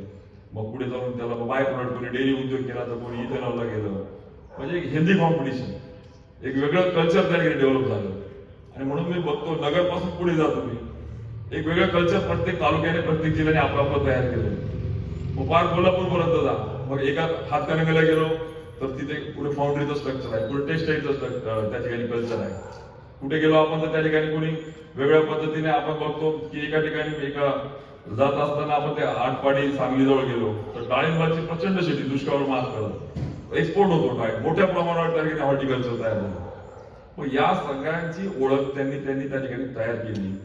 आणि मग आपण जर इकडे येत असताना बघितलं की माझा जळगाव जिल्हा आणि माझा खानदेश आज कापसाचा आपण उद्योग म्हणतो, मला खेद वाटतो एकही स्पिनिंग मिल आपल्या जिल्ह्यामध्ये आज म्हटलं तर एकही सहकाराचा कारखाना त्या ठिकाणी क्षमतेने सुरू नाही. आणि मग उद्योग नसेल तर रोजगार नसेल. आणि मग मला सांगा दुसऱ्या बाजूला तरुणाईकडे अपेक्षा करत असताना त्यांना जर त्या ठिकाणी इन्फ्रास्ट्रक्चर त्या पद्धतीने नसेल. अजूनही त्या ठिकाणी आता मी बघतोय कुठेतरी भुसावळ, जळगाव, चाळीसगाव सारख्या MIDC डेव्हलप होत आहे. अजून आपल्याला आंबवणे सारख्या किंवा त्या ठिकाणी आपले जे मोठे तालुके जेव्हा आपण म्हणतो रावेर सारखे किंवा त्या ठिकाणी आपल्या जिल्ह्यातल्या अजून बहुतांश तालुक्यामध्ये इंडस्ट्रियल डेव्हलपमेंट त्या ठिकाणी होत नाहीये, इन्फ्रास्ट्रक्चर होत नाही. आणि मग मला वाटतं आम्हाला जात असता खूप औद्योगिक वसाहत त्या ठिकाणी उजळ आपल्याला त्या ठिकाणी. आणि मग यासारख्या ठिकाणी आपल्याला या सगळ्या बाबी तरुणाई पुढे पण मोठे आव्हान या ठिकाणी आहे. आपण म्हणतो रोजगार करावा, मग या सगळ्या इश्यूला पुढे घेऊन मी तुम्हाला सांगेन की मग डिप्लोमाचं शिक्षण घेतलं, जॉब केला रॅलीज इंडियाला औरंगाबादला. जॉब करताना 1 वर्षामध्ये लक्षामध्ये आलं की इंजिनिअरिंग केलं पाहिजे, डिग्रीचं शिक्षण घेतलं पाहिजे, शक्य असेल तर ते केलं पाहिजे असं आईचा वडिलांचा आग्रह होता. मग इंजिनिअरिंगचं शिक्षण घेतलं. आणि इंजिनिअरिंगचं शिक्षण घेत असताना मी मगाशी जे बोललो उघड्या डोळ्यांनी जगलं पाहिजे. अप अँड डाऊन करत असताना एकदम 40 पॅसेंजर होता असं पेपर होता लोकमत. फ्रंट पेजला दिलं होतं की आज मुझे महाविद्यालयामध्ये युवा संसद, आज MJ कॉलेजमध्ये युथ पार्लमेंटचा इव्हेंट आहे. म्हटलं काय नक्की युथ पार्लमेंट, चला जाऊया तरी. गेलो MJ कॉलेजच्या वेळेला जाऊन कॉलेजचं बोरा पडणार म्हटलं. मी गेलो माझ्या बांबोरी इंजिनिअरिंग कॉलेजला ऍडमिशन घेतली होती. सरांकडे गेलो म्हटलं सर मी युथ पार्लमेंटमध्ये भाग घेऊ इच्छितो, मला सहभाग घ्यायचा आहे. सर म्हटलं अरे बाबा मला वाटतं गुप्ता सर होते, ते म्हटले go for academics, your engineering student, don't go for such activities. Other activities वेळ घालवते कसं घडेल ते, तुझं सेमिस्टर पॅटर्न आहे. मग त्यांनी मला त्या ठिकाणी सांगितलं की तू अकॅडमिक्स लक्षाने जाऊ नको. मग मी रजिस्टरच्या मागे लागलो, बोनोफाईड सर्टिफिकेट घेतलं, MJ कॉलेजला गेलो. मला वाटतं प्राचार्य राव सर जे आता जनता बँकेचे त्या ठिकाणी चेअरमन म्हणून काम करत असताना राव सर त्या ठिकाणी होते, राणे सर उपप्राचार्य होते. आणि मग त्या युथ पार्लमेंटमध्ये भाग घेतला. 3 दिवसाचा पार्टिसिपेट त्या ठिकाणी केलं, रुलिंग पार्टी, अपोजिशन पार्टी, अनेक त्या ठिकाणी आयुध त्या ठिकाणी बघितले, त्या ठिकाणी कामकाज केलं. 3ऱ्या दिवशी मग त्यांनी निवड केली की कोणाचं काय कौशल्य आहे. तर मग ते बोलताना इंजिनिअरिंग स्टुडंट थोडं 2-4 इंग्रजी शब्द बोलायचो. तेव्हा एक काम करा, तुम्ही स्पीकरचा रोल करा. त्या ठिकाणी स्पीकरचा रोल करत असताना मग त्यावेळेस GMC महायोगी, माझ्या गुरुजनांना किंवा सगळ्या सिनियर लोकांना माहिती आहे, तरुणांना आपल्याला माहित नसेल पण GMC महायोगी लोकसभेचे स्पीकर होते. विमान अपघातात ते वारले GMC महायोगी. आणि ते साऊथ इंडियन स्टोर मध्ये no no no please please have a seat, ते मला अजून आठवतं बघा, ते संगमा होते, आपल्याला संगमा आठवायचे, उंची कमी होते, उठून उठून शांत करतात ते खासदारांनी, आणि ते चित्र डोळ्यापुढे होतं. आणि तसंच ते जीएमसी बाजू south Indian no have a seat please please please, ते चित्र डोळ्यापुढे होतं. आणि मग ते पार्लमेंटचं आमचं कामकाज, ruling party opposition party, question hour, शून्य प्रहर ते सुरू झालं. मी यासाठी शेअर करतोय की छोटीशी गोष्ट कशी जीवनावर त्या ठिकाणी आपल्या त्या ठिकाणी परिणाम तिचा होत असतो. आणि मग ते युथ पार्लमेंटला मी गेलो आणि तिसऱ्या दिवशी काम केलं. बस म्हटलं संध्याकाळी या, जर्किन जॅकेट घेऊन येते, काय असतं 3 पीस कोट. मग सरांना म्हटलं तर माझ्याकडे नाही. मग काय करायचं, मग आमचे एचओडी होते के.एस. वाणी सर, आता प्राचार्य येते बाबर इंजिनिअरिंग कॉलेजचे, गणेश कॉलेज, त्यांच्या घरी गेलो. म्हटलं सर मला तो कोट हवा आहे, कोट नाही माझ्याकडे. ते म्हटलं माझ्याकडे माझ्या लग्नाचा आहे. म्हटलं सर मी ट्रायल करून बघतो. बघितला तर तुम्हाला फिट झाला, त्यांच्या लग्नाचा होता. आणि मग मला आठवतं IMR कॉलेजमध्ये युथ पार्लमेंट झालं आमचं त्या ठिकाणी. मग तो 2 तासाचा जो पूर्णपणे आम्हाला दिलेला मॉक पार्लमेंटचं प्रश्न उत्तरं झाली, मंत्र्यांनी उत्तर दिली, शून्य प्रहर. आणि मग त्या ठिकाणी मला बेस्ट स्पीकर म्हणून त्या ठिकाणी निवडण्यात आलं. आणि मला सांगितलं की उत्तर महाराष्ट्राचे दिल्लीला जाऊ द्या. दिल्लीला 53 विद्यापीठ आले होते. 53 विद्यापीठातून मला अवॉर्ड मिळाला best speaker of the youth पार्लमेंटचा. प्रमोद महाजन साहेब तेव्हा पार्लमेंटरी अफेअर्स मिनिस्टर होते, संसदीय कामकाज मंत्री होते. आणि त्यावेळेस पाहिलेली संसद, आयुष्यात विचार नव्हता केला. मॉक पार्लमेंट म्हणजे थोडक्यात आपले डेमो. आणि प्रत्यक्षात आज संसदेत तुमच्या जागेच्या आशीर्वादाने गेलो. आणि राजकारणात कोणी नाही करा, सर्वसामान्य कुटुंबात वडील कारखान्यात अकाउंटंट म्हणून त्या ठिकाणी आहेत. आणि मला वाटतं असे समाजातले असे अनेक छोटे मोठे उदाहरणं आहेत. आणि म्हणून मी जे म्हणतो उघड्या डोळ्यांनी जगलं पाहिजे, उघड्या डोळ्याने अनुभव घेतले पाहिजे. आणि असं अनेकांच्या जीवनात होतं. मॅजिक नाही, जादू नाहीये, पण एफर्ट्स केले पाहिजे, त्या दृष्टीने पावलं टाकली पाहिजे, स्वतःला सक्षमतेने घडवलं पाहिजे. काय काय त्या ठिकाणी असेल, मग ते कोणत्या क्षेत्रामध्ये, राजकारण असेल, उद्योग असेल, समाजकारण असेल. मग मला त्या ठिकाणी काम करत असताना समाजाच्या वेगवेगळ्या घटकांमध्ये शिक्षणाच्या दृष्टिकोनातून पण आता वेगवेगळ्या पद्धतीने आपण आता बघतो की बऱ्याचशा यांना जर मी विचारलं what is NCT, what is AICT, म्हणजे all India council of technical education काय तो माहित नाही, NCT काय माहित नाही, CBSE ICSE पॅटर्न मध्ये फरक काय तो माहित नाही. आणि उद्योगापासून तर शिक्षणापर्यंत या सगळ्या कन्सेप्ट पहिले क्लिअर करावं लागतील. आणि मला वाटतं जोपर्यंत पाया मजबूत होत नाही, जोपर्यंत कन्सेप्ट क्लिअर होत नाही, तोपर्यंत दृष्टी आणि विजन आपल्याला क्लिअर होऊ शकत नाही. आणि म्हणून मला वाटतं की आपला ट्रॅक हा क्लिअर आपल्या डोळ्यापुढे असला पाहिजे. आपल्याला स्वप्न जे आहेत ती पडत असताना त्या स्वप्नाच्या दृष्टिकोनातून आपला एक प्लॅन जो म्हणतो आपण, ब्ल्यू प्रिंट आपली तयार असली पाहिजे. तर आणि तर मला वाटतं त्या ठिकाणी तरुणाईला आपल्याला तरुण म्हणण्याचा अधिकार त्या ठिकाणी आहे. नाहीतर वयाने तरुण असू पण विचाराने जर आपण त्या ठिकाणी जर तरुण नसू, आपण जर विचार त्या ठिकाणी कुठेतरी हताश निराश असतील तर मला वाटतं तरुण म्हणण्याचा अधिकार आपल्याला नाही. म्हणून या तरुणाईला एक आपल्या सगळ्यांना मिळून एक सकारात्मक वातावरण तयार करावं लागेल. त्यांच्या पुढे हे सगळे ऑप्शन्स ठेवावे लागतील. आणि मग समाजकारणामध्ये काही तरुण काम करतात पण दिशा नसते, अनुभव नसतो. आता आले आमचे संदीप दादा, पाणी फाउंडेशनचं काम करतात आणि मला अनोरे गावाला पुरस्कार मिळाला. म्हणजे राष्ट्रीय पुरस्कार आपल्या अंमळनेर तालुक्यातल्या अनोरे गावाला जलशक्ती विभागाकडून मिळाला. आज लक्षात घेतलं घ्या तरुणाई, आज दादा तुम्ही जसं काम करतात म्हणून दादा अण्णा हजारांनी काय केलं, राळेगण सिद्धीवर काम केलं. एक छोटस 800,000 गावाच्या लोकसंख्येवर काम केलं. तो पॅटर्न घेऊन मग राज्यभरात आदर्श गाव संकल्पना मांडली. मग राज्यामध्ये त्या ठिकाणी व्यसनमुक्ती असेल, मग कुराडाबंदी असेल, वेगळे विषय घेतले, जलसंधारण असतील आणि मग आदर्श गावाची संकल्पना रुजवली. पोपटराव पवारांनी काय केलं, युरे बाजार घेऊन मॉडेल तयार केलं. युरे बाजार म्हणून मॉडेल पुढे आणलं. आणि म्हणून मला वाटतं की तरुणाई पण काही मॉडेल तरुण, काही आयडियल तरुण पुढे आले पाहिजे. कारण की आपला समाज अनुकरणप्रिय समाज आहे. सगळ्यांना आपल्या कसं एकाने एक केलं की दुसरं तेच करतो. त्यामुळे अनुकरणप्रिय समाजापुढे मॉडेल्स उभे राहिले पाहिजे. तर आणि तर कुठेतरी चांगल्या पद्धतीने आपल्या सगळ्यांना तरुणाईला प्रेरणा मिळू शकते. नाहीतर सगळेजण डिस्ट्रक्टिव्ह नेचरने जर काम करतील, सगळ्यांपुढे जर असं काही करत नाही, शिकून काही करत नाही, पुढे मोठा कलेक्टर होणार आहे बाबा तू. पण मला वाटतं आपल्या सगळ्यांना कल्पना आहे की शिकल्याने जे शांतपण येतं, शिक्षण घेतल्याने जो त्या ठिकाणी विजन येतं, शिक्षण घेतल्याने जे कन्सेप्ट त्या ठिकाणी क्लिअर होतात, मला वाटतं तो फक्त अडथळ्याचा भाग नाहीये की जीवन जगत असताना अडथळे दूर करण्याचा मोठा भाग त्या ठिकाणी आहे. आणि म्हणून मग या ठिकाणी काम करत असताना आपल्याला बघा MS Swaminathan agriculture task force कमिटीचे चेअरमन होते. जी स्वामीनाथन कमिटी आपण त्याचा उल्लेख ऐकतोय, त्यांनी काय केलं, साऊथ मध्ये चेन्नईच्या परिसरामध्ये 25 गावं घेतली.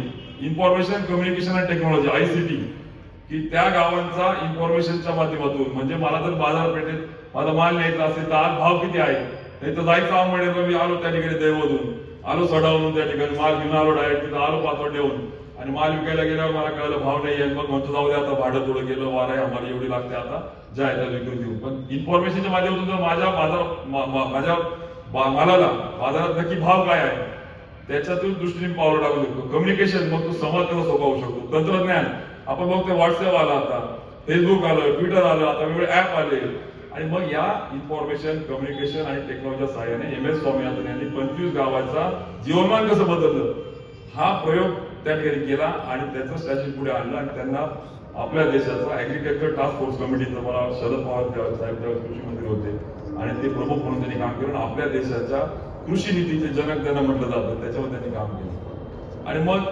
म्हणून छोट्या छोट्या गोष्टीतूनच मोठं होत आहे. असं काही नाही की उद्योजकाच्या पोटी जन्म आला तर उद्योजक होतो, राजकारणाच्या पोटी जन्म आला तर मला चांगलं राजकारणी होता येतं, किंवा मी मोठ्या एखाद्याच्या आपण जे म्हणतो की सदन घरामध्ये आलो तर साधना असतील तरच मी मोठा शिकून काहीतरी मोठा अधिकारी होऊ शकतो. आणि म्हणून राजेश पाटील सारखा तरुण एरंडोल तालुक्यातला, ताड्यातला, मी जवळून त्यांचा प्रवास समजून घेतलाय. चाळीसगाव तालुक्यात मी आमदार नव्हतो त्यावेळेस मी शिकत होतो, पहिला सत्कार त्यांचा त्यावेळेस केला आणि जीवनपट समजून घेतला, प्रकट मुलाखत घेतली, 2000 तरुणांना त्या ठिकाणी बोलवलं आणि ऐकवलं की राजेश पाटील सारखा जिल्हा परिषदेच्या शाळेमध्ये शिकलेला, आई वडील निरक्षर असलेले, कुठलेही बॅकग्राऊंड त्या ठिकाणी नसलेलं, घरामध्ये एकही अधिकारी नसलेला, प्रॅक्टिकली सांगताना तर बऱ्याच गोष्टी सांगतात लोक रडून, पण पाव विकून शिक्षण घेतलेला, जर ऐराणी स्पष्ट बोलणारा, मराठी भाषा स्पष्ट बोलू न शकणारा राजेश पाटील जर कलेक्टर होऊ शकतो तर मी तर माझ्या जीवनाची वाट पण शोधू शकतो ना. हा विचार त्यांच्या तरुणाच्या मनामध्ये आपल्याला गुंतवावा लागेल. आणि म्हणून तरुणाई पुढे मी सांगेन की आपण हताश अजिबात होऊ नका. आता तर खूप ऑप्शन झाले. गडकरी साहेबांचं जर एखादी व्याख्यान ऐकलं ना, मी तो म्हणतो किती पण त्या ठिकाणी असा आपण जो म्हणतो ना त्याला भीती असलेला, मनामध्ये क्षमता नसलेला, तो जागून पेटून म्हणजे उठा तरुणांनो कामाला लागा. विवेकानंद वाक्य ना की उठो जागो साहसी बनो, असा दायित्व आपले कंदे पेलेलो. त्या पद्धतीने मला वाटतं की तरुणाईला त्या ठिकाणी येऊ शकतं. आणि म्हणून तरुणाई म्हणजे वयाने नाही, मनाने तरुण असलं पाहिजे. मला खात्री आहे आपल्यातल्या सगळ्यांना मिळून या समाजामध्ये चांगलं काम करून तरुणाईला एक विश्वास त्या ठिकाणी द्यायचा, त्यांच्याकडे आयडिया आणायचे. आणि म्हणून संदीप दादा आणि हेमकांत दादा मी विनंती करेन तुम्हाला की कॉलेजामध्ये, शाळेमध्ये त्या विद्यार्थ्यापुढे त्या व्यक्तिमत्वाला महिन्याभरातून एक तरी अशी व्यक्ती बोलवा, तिचा प्रकट मुलाखतीतून त्याचा जीवनपट मांडा, कळू द्या तरुणाईला की कसा मी घडलो. ते कलेक्टर साहेब यांनी दिलं ना, राजेश पाटलांनी, साहेब मी कलेक्टर होईल पुस्तक दिलं त्यांनी त्यांचं सगळ्याचं. आणि मग एक होता कारवर पुस्तक बघ विना गव्हाणकरांचं, वाचलंय कोणी आपल्या तरुणाई कोणी? एक होता कारवर विना गव्हाणकरांचं पुस्तक. कारवर जे आहे त्याची जीवनाची गाथा त्या ठिकाणी दिलेली आहे. कशा परिस्थितीने माणूस घडतो, कशा परिस्थितीमध्ये त्यांनी स्वतःला घडवलं. मॅनेजमेंट ट्रिक्स टॅक्टिक्स आपण त्या ठिकाणी बघतो.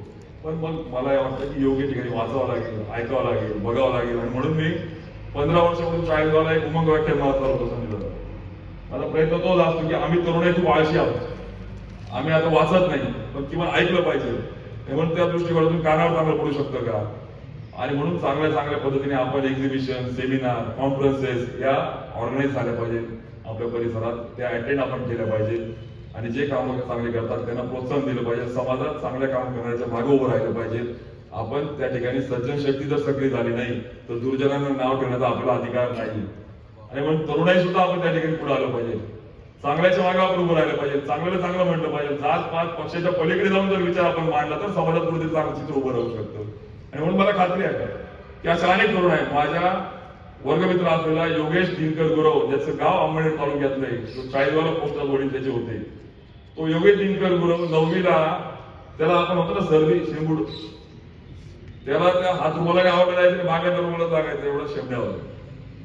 9वीला फेल झाला, हर्ट झाला की मी फेल झालो. 10वी पास होऊन मग त्या ठिकाणी इंजिनिअरिंगचं शिक्षण घेत असताना लिटरली डबा घेऊन घेऊन यायचा आणि एका डब्यात आम्ही दोघं तिघं सगळं जेवायचो. संध्याकाळची डब्याची त्याच डब्यात भागवायची, पैसे नसायचे मेसला. घरात भाऊ 3 होते, बहिणीचे लग्न झाले होते. त्या योगेश दिनकर गुरवचा प्रवास सांगतो. तो योगेश दिनकर गुरव सर्वसामान्य कुटुंबातला आज इन्फोसिस कंपनीमध्ये मोठ्या मॅनेजमेंट कंपनीच्या ठिकाणी काम करतोय. 3000 इंजिनियर त्याच्या हाताखाली आहे. पण मग 9वीला नापास झाला, आपल्याकडे काय करायचं, तुला चाल तू कर. म्हणजे ज्याच्याकडे स्किल आहे, जो शिक्षण घेणार आहे, त्याला आपण काय सांगतो, तू चाल. आता शेतीमध्ये उलट ज्ञानाची गरज आहे, शेतीमध्ये तंत्रज्ञानाची गरज आहे. आपण जो कुठे चालत आहे त्याला सांगतो चाल उठवा. मला असं वाटतं की प्रत्येक क्षेत्रामध्ये आता शिक्षणाच्या पलीकडे जाऊन application of the knowledge is the engineering, application of the knowledge is the life. Otherwise knowledge is a garbage. जर खूप ज्ञान असेल आणि त्या ज्ञानाचा जर मी वापर करत नसेल, ज्ञानाचं जर ऍप्लिकेशन करत नसेल, तर काय कामाचं ते ज्ञान, तो कचरा आहे. म्हणून इन्फॉर्मेशन इज पॉवर, पण इट शुड गेट युटिलाइज. आणि म्हणून आपल्यामध्ये एक वेगळ्या पद्धतीच्या क्षमता विकसित करायच्या असतील तर आपल्या मस्तकामध्ये त्या ठिकाणी अभ्यास असला पाहिजे, वेगळ्या क्षेत्रातल्या योजना असल्या पाहिजे, प्रत्येक गोष्टीला उत्तर असले पाहिजे, प्रत्येक गोष्टीला सामोरं जाण्याचं बळ माझ्यामध्ये त्या ठिकाणी विकसित करायचं असेल तर मी त्या दृष्टिकोनातून जगलो पाहिजे. आणि म्हणून मला असं वाटतं की तरुणाईला प्रचंड स्कोप त्या ठिकाणी आहे, प्रचंड आशावादी मी आहे. मी सांगतो तुम्हाला की प्रचंड स्कोप तरुणाईला येणाऱ्या काळामध्ये आहे. मित्र, व्हॅक्यूम आहे, राजकारणामध्ये पण व्हॅक्यूम आहे. चांगल्या लोकांना शोधताय लोक राजकारणात, लोकांना चांगले लोक मिळत नाही, पण पुढे या, पुढे आलं पाहिजे, स्वतःला सिद्ध केलं पाहिजे. आणि म्हणून मला असं वाटतं उद्योगामध्ये देखील आज तुम्हाला सांगतो की आत्मनिर्भर पॅकेज तुम्ही गुगल वापरतात सगळेजण, बरोबर आहे ना? गुगल घरी जाऊन फक्त टाका agriculture infrastructure fund, agriculture infrastructure fund. 1,00,000 कोटी रुपये केंद्र सरकारने ऍग्रिकल्चर इन्फ्रास्ट्रक्चर फंड साठी दिलंय. ऑनलाईन ऍप्लिकेशन दिलंय. म्हणजे तुम्ही बँकेत जा, कार्यालयात जा, मग पैसे मागा, डीपीआर तयार करा, तुम्हाला त्रास होतो, अडचणी देतात, चिरमिरी लागतं, मनस्ताप होतो. त्यापेक्षा ऑनलाईन ऍप्लिकेशन दिलेले, ते ऍप्लिकेशन सबमिट करा आणि मग बँकेत तो ऍप्लिकेशन त्या ठिकाणी पाठवलं जातं.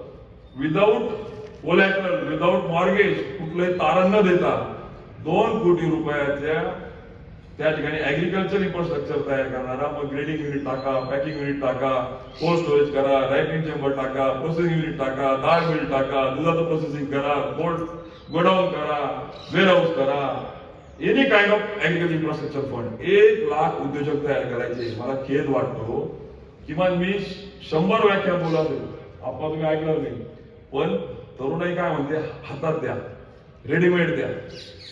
मला वाटतं संघर्ष थोडा करावा लागेल, पुढे 2 पावलं पुढे जावं लागेल. आपण जर वाट आपली चांगली पकडली, मला खात्री रस्त्यावर खूप चांगले लोक आपल्याला मदतीला बसलेले आहेत, पण मी घरात बसून जर म्हणेल तर मला ते शक्य होणार नाही. म्हणून मला असं वाटतं की या तरुणाईला योग्य दिशा द्यायचा आपण जर प्रयत्न केला. ऍग्रिकल्चर इन्फ्रास्ट्रक्चर फंडच्या सोबत तुम्हाला सांगतो अॅनिमल हजबंडरी इन्फ्रास्ट्रक्चर फंड. आपल्या केंद्र सरकारच्या पशु विभागाने 15,000 कोटी रुपये दिले अॅनिमल हजबंडरी इन्फ्रास्ट्रक्चर फंड.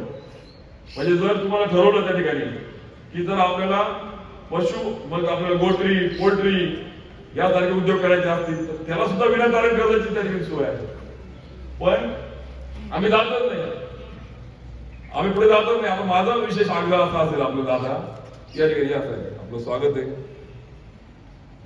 आज मी आपल्या सगळ्यांना एक सांगेल की तुम्ही लक्षामध्ये घ्या, माझ्या गुरुजनांना पण सांगेल, माझ्या वडीलधारी मंडळींना पण सांगेल की आज स्वयंरोजगारासाठी अनेक वाटा खुल्या आहेत. थोड्या अडचणी आहेत, पण मला वाटतं दूर करता येतील, तर त्याचा प्रयत्न केला गेला पाहिजे. आज लक्षामध्ये घ्या, साहेबांचं स्वागत आहे मला.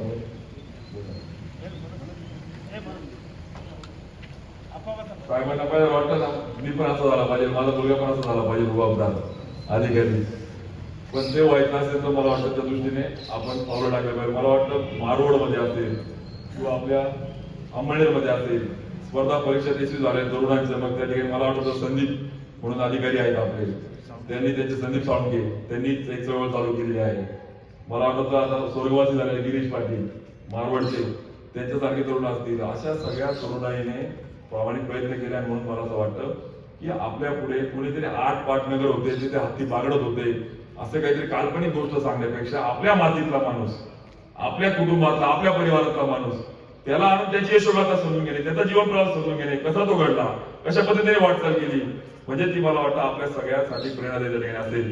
आणि म्हणून मी विनंती करेन की आता ट्रिप जे आहे ना महाबळेश्वरला नको आहे, आता ट्रिप ना साहेब पाटण्याला यायला फक्त नकोय. म्हणजे पाटण्याला या, भास्करला जायचं बघा, पण तिथं आले इंटेलेक्च्युअल टुरिझम पाहिजे. पण केवळ देवाच्या बरोबर, अध्यात्माच्या बरोबर मला काळाचा त्या ठिकाणी गाव घेता येईल का, काळाच्या तुझी पावलं टाकता येईल का. आता ट्रिप DIC ला काढली पाहिजे. डिस्ट्रिक्ट इंडस्ट्री सेंटर काय, मला सांगा बरं, DIC ला कोण कोण गेलेले आपल्यामध्ये, आता कोणी गेले का जिल्हा उद्योग केंद्र, किंवा कुठे काढायला ते माहिती आहे का? नाही माहिती. मला ते म्हणायचं की तरुणाईला जिल्हा उद्योग केंद्र काय आहे. आता ठीक आहे, तरुणाई ऑनलाईन बोर्डवर गेलं तर आपल्याला दिसणार, पण चालू आहे सगळं.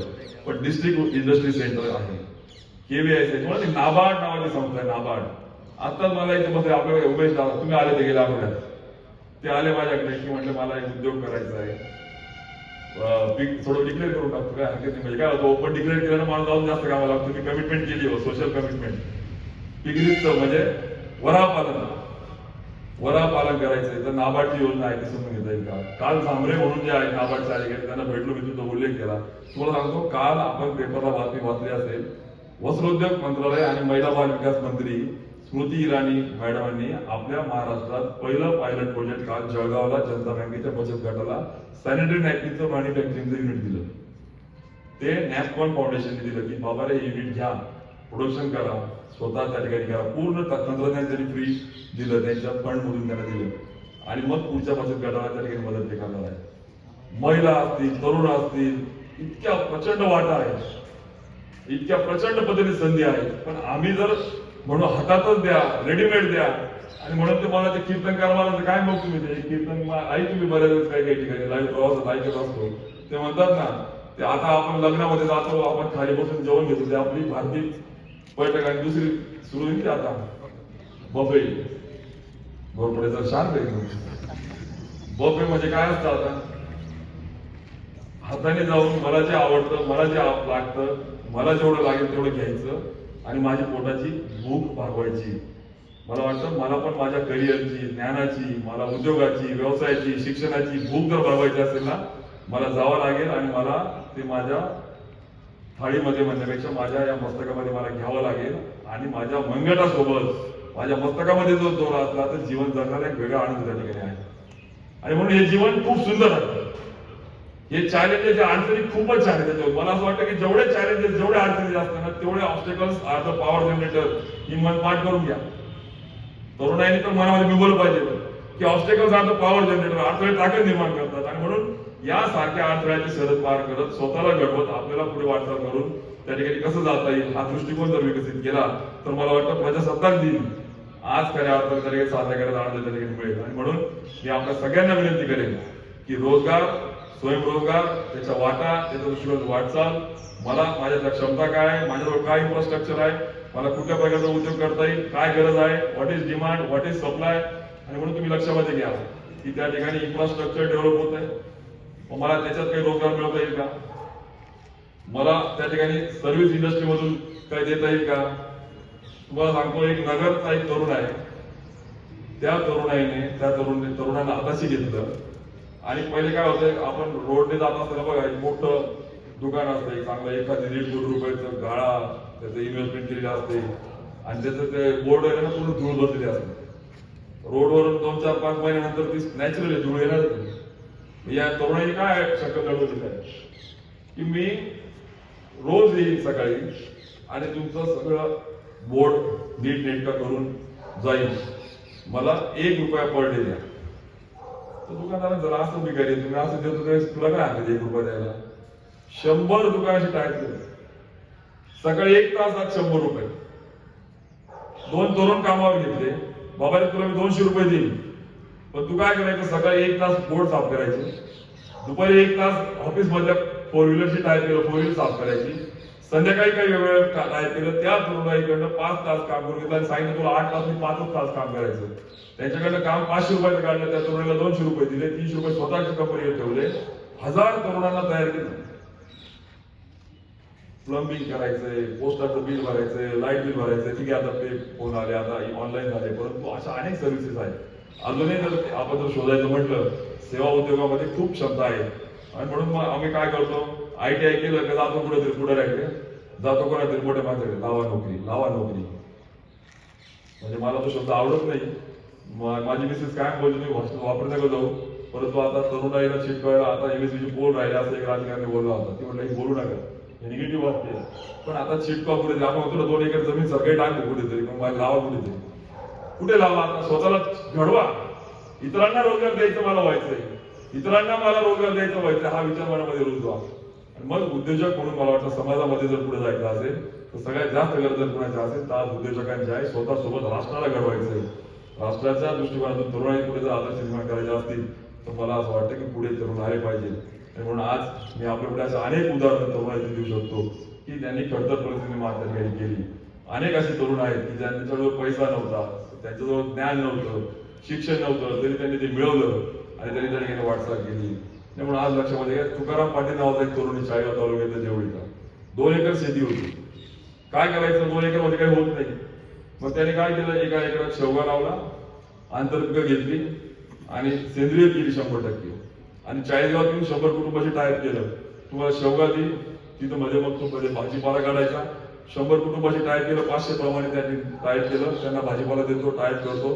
आता ऑर्गॅनिक दुधावर आला, आता तुतीची लागवड करायला लागला, आता फळबाग केली, फळं द्यायला लागला. 2 एकरामध्ये 2 ते 2.5 लाख रुपये ॲग्रोवनला त्याची मुलाखत, चाळीसगावला आणि तरुणीचा ते बघतायत. म्हणजे 2 एकर आपल्याकडे काय शेत वावर, पाणी नाही, काय नाही, काय करायचं दादा? एवढं सोपं आहे का? ते जाऊ द्या, पाठवू संजय का तुम्ही, काहीतरी करा आपण. म्हणजे काहीतरी आपण आपला स्वतःचे प्रश्न सोडायचे आणि कुठेतरी दुसरीकडे आपण आपलं समाधान करत असतो. ठीक आहे, पारस झालं पाहिजे, तो करू आपण, आपल्या ज्या दृष्टी पावलं टाकतोय आपण. पण माझ्या आहे त्या परिस्थितीवर मला मात करायची असेल तर मी कशा पद्धतीने केलं पाहिजे, कशा पद्धतीने पावलं टाकले पाहिजे. आणि म्हणून शाळेत शिकत असताना, विशेषतः माझ्या शालेय विद्यार्थ्यांना, खरं तर युवा म्हटलं तर आपण 15 ते 35 म्हणतो किंवा तसं निमित्त मनाने तरुण असलं पाहिजे. पण शालेय विद्यार्थ्यांच्या दृष्टिकोनातून पण आपण त्या ठिकाणी आता इंटरनॅशनल ट्रिप्स अटेंड केल्या पाहिजे. आता तुम्ही गांधी रिसर्च फाउंडेशन GRF ला गेलं पाहिजे, तो प्रवास समजून घेतला पाहिजे. त्या ठिकाणी आपण जर गेलो की त्या ठिकाणी भास्कराचार्य, शून्याचा ठेवा देणारे भास्कराचार्य, मी आमदार झाल्यानंतर सगळं बघितलं, तेव्हा समजून घेतलं.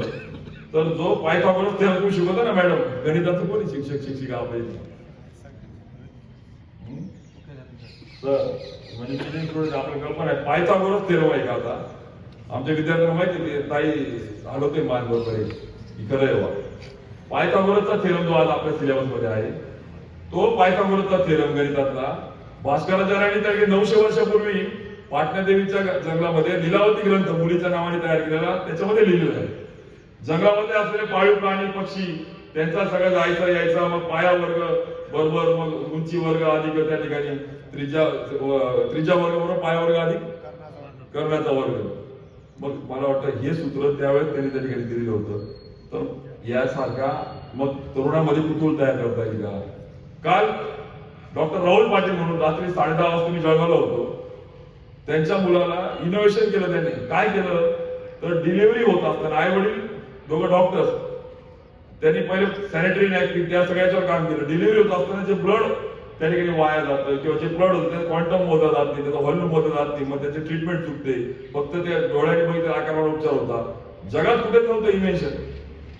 त्याने एक छोटं मॉडेल तयार केलं आणि काल त्याला राष्ट्रीय बाल पुरस्कारामध्ये त्याला काल अवॉर्ड मिळाला. काल दुपारी मोदी साहेबांनी त्याला 1:30 वाजता करून आज आपल्या जळगाव जिल्ह्यातल्या तरुणाईला. पण मग इनोव्हेशन जे आहे ना ते आपल्या ग्रामीण भागात आहे. जे प्रश्न ज्याला पडताना त्यालाच मला वाटतं जीवन जगण्याचं कुतूहल असलं पाहिजे, जगण्याची एक उमेद असली पाहिजे. ना उमेद असताना मला वाटतं ना उमेद मारून जीवनात त्या ठिकाणी पहिले तरुणाई पहिले हे केलं पाहिजे की मला जीवन जगत असताना उमेदीने मला जगायचं, उत्साहाने जगायचं, एक नवी उमंग, एक नवी आशा, जोश माझ्यामध्ये असला पाहिजे. हताश असता कामा नाही, निराश असता कामा नाही, वाद करता कामा नाही, संवाद केला पाहिजे तरुणाईने.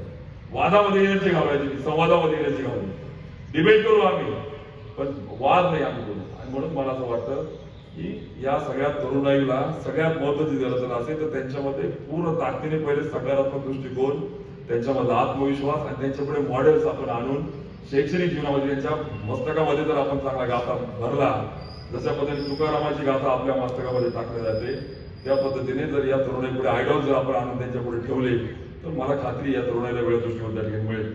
म्हणून मनोगतात जास्त वेळ न घालता आपल्या अंबडे शिक्षक प्रसारक मंडळाच्या सगळ्यांना मला पुन्हा आवडेल तरुणाईपुढे येईल. कारण काय, 1ली ते 4थीचे मुलं मुली असतील, मग 5वी ते 7वी 8वीचे असतील, मग 8वी 9वी 10वीचे असतील, वेगळ्या क्लासमध्ये वेगळे प्रश्न असतात. मी कायम बोलतो 1ली ते 5वीच्या मुलांना की घरात आपण जातो तर आई रांगोळी काढते का? हो काढते रांगोळी. मग रांगोळी काढते तर मग आई रांगोळी कशी पण काढते का? आता इथे छान रांगोळी काढली समजा आता. तर रांगोळी काढताना आई काय करते, योग्य बिंदूला जोडते तर रांगोळी सुंदर होते. मग त्यांना सांगायला लागतं की आपलं पण जीवन तसंच आहे, योग्य वेळी योग्य गोष्टी केली. मी 4थीत आहे तर स्कॉलरशिप दिली पाहिजे, मी 7वीत आहे तर स्कॉलरशिप दिली पाहिजे. NTS असेल, MTS असेल, हिंदी सारख्या परीक्षा असतील, एलिमेंटरी सारख्या परीक्षा असतील, प्री एलिमेंटरी सारख्या असतील, ज्युनियर सारख्या असतील, सिनियर सारख्या असतील, नवोदयाच्या असतील, मग त्याच्या ऍप्टिट्यूड टेस्ट असतील, या सगळ्या याच वयात झालं पाहिजे. राईट टाइम राईट ऑपॉर्च्युनिटी झाल्या पाहिजे. आणि मग त्याच्यातून क्षमता विकसित. Matter is not about the merit. Award मिळाला पाहिजे, पहिला आला पाहिजे, अजिबात नाही. Participation is the important. सहभाग महत्वाचा आहे. आणि म्हणून या सगळ्या शालेय व्यवस्थेपासूनच्या तरुणाईला जर आपण त्या दृष्टी त्यांच्यापुढे तसा दृष्टिकोन मांडला, त्यांच्यापुढे जर आपण त्या ठिकाणी असे आदर्श ठेवले, तर मला खात्री आहे की आपल्या अकॅडमीच्या पलीकडे जाऊन माझ्या आग्रह हिमगन दादा आणि संजय दादा असेल, दर महिन्याला तरुणाई पुढे एक आदर्श तरुण ज्यांनी वेगळ्या पद्धतीने वाटचाल केली. आपण जसं प्रजासत्ताक दिना बोलत, मला खात्री आहे आपण माझी विद्यार्थ्यांना बोलत आहात. नाही तर बऱ्याच ठिकाणी मानपान चालतो, मला या मना हातीवरी जाईल. आपण बघतो आता आमचं राजकारण जास्त आहे, मानपान शिक्षण क्षेत्रात कमी, पण राजकारण जास्त चालतं की माझ्या हातून आला, मला मोठा हात द्या, मला मोठी खुर्ची द्या. आणि आज या सगळ्या पलीकडे आपण माझी विद्यार्थ्यांना बोलून प्रजासत्ताक दिन साजरा करतायत. ही तरुणाई या ठिकाणी आली, 500 रक्तदान देण्याची त्यांच्या मनात आहे. ही ताकद या तरुणाईची, या ताकदीला योग्य दिशा देण्याचं काम आपल्याला येणाऱ्या काळात करायचंय. या तरुणाईला योग्य दिशा देऊन आपल्याला जो आत्मनिर्भर भारत पंतप्रधान नरेंद्र मोदी साहेब जे बघतायत, सेल्फ रिलायंट इंडिया, तुम्ही लक्षामध्ये घ्या. आर्टिफिशियल इंटेलिजन्स लक्षात घ्या. संदीप सर यांना विनंती करेल, आपण पण आता गुरुजन, तुम्ही आता माझी विनंती आहे, मी तुमच्या विद्यार्थ्यासारखा आहे, मुलासारखा आहे, पण आपल्याला आता what is artificial intelligence, what is internet of things, what is 3D printing. आज कृत्रिम बुद्धिमत्तेच्या साहाय्याने एका रिमोटवर मी माझ्या रूम मधला फॅन असेल, AC असेल, टीव्ही असेल, हीटर असेल, या सगळ्या गोष्टी सिंगल रिमोट करू शकतो. मग हे कशाने होतं? मग ती आर्टिफिशियल इंटेलिजन्स नक्की काय आहे? मग त्याच्यासाठी काय आपल्याला करावं लागेल? मग या मुलांमध्ये हे कुतूहल निर्माण करावं लागेल. नाही तर काळानुरूप जर आपण त्यांना घडवलं नाही, अकॅडमिकच्या पलीकडे जाऊन जर त्यांना दृष्टी दिली नाही, तर या स्पर्धेमध्ये त्यांना पण कुठेतरी मागे पडल्यासारखं वाटेल. आणि म्हणून मला असं वाटतं की या सगळ्या लेटेस्ट टेक्नॉलॉजीज आपण पण ऍडॉप्ट करावं लागतील, आपल्याला पण अपडेट व्हावं लागेल आणि त्या दृष्टीने आपल्याला पावलं टाकावं लागतील. आणि म्हणून लक्षामध्ये घ्या की आज गडकरी साहेबांनी मागच्या आठवड्यामध्ये आपण बघितलं, शेणापासून कलर तयार केला. मी संदीप दादा लॉकडाऊन मध्ये तुमच्या सगळ्यांच्या सोबत आलो होतो. इथे आपली गोशाळा आहे. कोण गेले त्या गोशाळेत? कोणी गेले का? अंगणवाडीच्या गेलेत, आपण बरेच गेले, अभिनंदन तुमचं. तर त्या गोशाळेत ज्या गवऱ्या म्हणतो ना आपण त्याला, त्या तयार केल्या जातात. आणि आपल्या जिल्ह्यातल्या जिल्ह्याबाहेरच्या किमान मला असं वाटतं की 40 ते 45 अशा स्मशानभूमी असतील की जिथे अंत्यसंस्कारासाठी आपण ज्याला कोणी फुलं म्हणता, कोणी काय म्हणता, पर्यावरणाची हानी होऊ नये म्हणून लाकडाच्या ऐवजी त्या गवऱ्या वापरतात आणि त्या पर्यावरण पूरक, जेणेकरून आपण म्हणतो ना की आपल्या संस्कार आहे आपली, त्या ठिकाणी ज्या आपण गायीच्या शेणामध्ये जी ताकद आपण जे म्हणतो, ज्याच्यामध्ये जी पद्धती आहे त्या पद्धतीने संस्कार केले जातात. आता महिलांच्या बचत गटाला मोठा रोजगार त्या ठिकाणी मिळतो, एक रोजगाराचं साधन झालंय, पर्यावरणाची पण हानी होत नाहीये. मग अशा पद्धतीने मागच्या आठवड्यामध्ये सेंट्रल गव्हर्नमेंटच्या MSMEच्या अंतर्गत असलेल्या KVIC डिपार्टमेंटने शेणापासून एक पेंट तयार केला की जो पेंट आपल्या डिस्टंबरच्या क्वालिटीचा तो येतो, जे आहे ना आता ते केमिकली तयार केलेले, तर त्या पेंटने त्या ठिकाणी 50% किंमत कमी केली. मग हे जे इनोव्हेशन आहे हे आपण सगळे आता छोटे छोटे आपल्या पातळीवर काय नाही, 1.5 लाखाचं युनिट आहे, छोटं ओपन आहे. फेसबुकवर टाकलं का लगेच गडकरी साहेबांचं फक्त पेंट फ्रॉम गोबर टाका लगेच दिसेल. तंत्रज्ञानाचा पण वापर नीट केला पाहिजे. आपण जे आपल्या हातामध्ये जे जग येऊन ठेवलेलं आहे, एका गुगलवर एका क्लिकवर आपल्याला जी माहिती मिळते, आणि मग गुगलवर तर सगळंच खरं असतं काय, मग खोलात जाऊन मग प्रॅक्टिकली आपण व्हिजिट देऊन मग त्या ठिकाणी आपलं काय खरं खोटं काय, योग्य काय अयोग्य काय, त्या दृष्टीने पावलं टाकली पाहिजे. आणि म्हणून आज मला असं वाटतं की ज्ञान विज्ञान तंत्रज्ञानाला सोबत घेऊन, मस्तकामध्ये मनगटाच्या सोबत माथ्यामध्ये गाथा घेऊन, रोजगाराच्या सोबत स्वयंरोजगाराची वाटचाल करत, मी नव्हे तर समाजासाठी काम करत असताना एक सोशल एंटरप्रेन्योरशिपचं वर्ड त्या ठिकाणी आहे. स्वतःसाठी जगाल तर लोक किंमत देत नाही, समाजासाठी जगून तर माझ्यासोबत समाजाला मला काहीतरी द्यायचंय, ही भावना जर ठेवून त्या ठिकाणी काम केलं. मग अशी मनोज शिंगाण्याचा सत्कार होता, आता सांगितलं की मी विनंती करतो की माझ्या मित्रांना बोलवा. हे झालं टीमवर्क, हे झालं टीमवर्कचं स्पिरिट. कारण की आज तो म्हटलं की माझे भाऊ कधीच साल आवडत नाही म्हणे, पण आज उठून साल आले म्हणून त्यांनी सत्य सांगितलं. मी पण सगळे साल आवडत नाही, आज उठलो म्हटलं अंबानीला जायचंय सासरवाडी, अजून ते म्हणतील गैरफायदा नको घ्यायला जावं म्हणून. पण आज मला असं वाटतं. आणि काय असेल ते असेल, मला आंबळनेर पहिल्यापासून खूप आवडतं. सासवाडी वगैरे आंबळनेर खूप आवडतं. एक आंबळनेरमध्ये एक चांगलं संस्कार, एक चांगलं वातावरण, एक चांगली पार्श्वभूमी, एक त्याला साने गुरुजींच्या पदस्पर्शाने पावन झालेलं आंबळनेर त्या ठिकाणी आहे. मला आठवतं एक अंबळनेरमध्येच ते बापू काळदाते आले होते, जन्मशताब्दी आले झालं होतं, त्याच्यात मी होतो. आणि बापू काळदातेने एक वाक्य काढलं होतं की कोकणाने खानदेशाला एक शिक्षक त्या ठिकाणी दिला, मात्र खानदेशाने स्वातंत्र्य समतेसाठी लढणारा एक गुरु जर खानदेशाने त्या ठिकाणी घडवला. मला वाटतं बापू काळदातेचं वाक्य आजही माझ्या मनावर पडलेलं आहे. आणि म्हणून यासारख्या तरुणाने मोठे मोठे अधिवेशन, चर्चासत्र ते अटेंड केले पाहिजे. चांगल्या समाजातील लोकांचा आदर्श घेतला पाहिजे. जे वाईट आहे ते सोडून द्या, जे चांगले ते घ्या आणि स्वतःला घडवा. स्वतःमध्ये इनपुट चांगले घ्या. जे इनपुट घेऊ, जे पेरलं तेच होतं.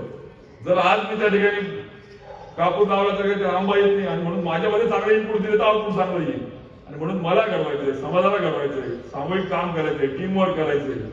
आणि म्हणून तुम्हाला सांगतो, क्लस्टर डेव्हलपमेंट सारखे प्रोग्राम आहे.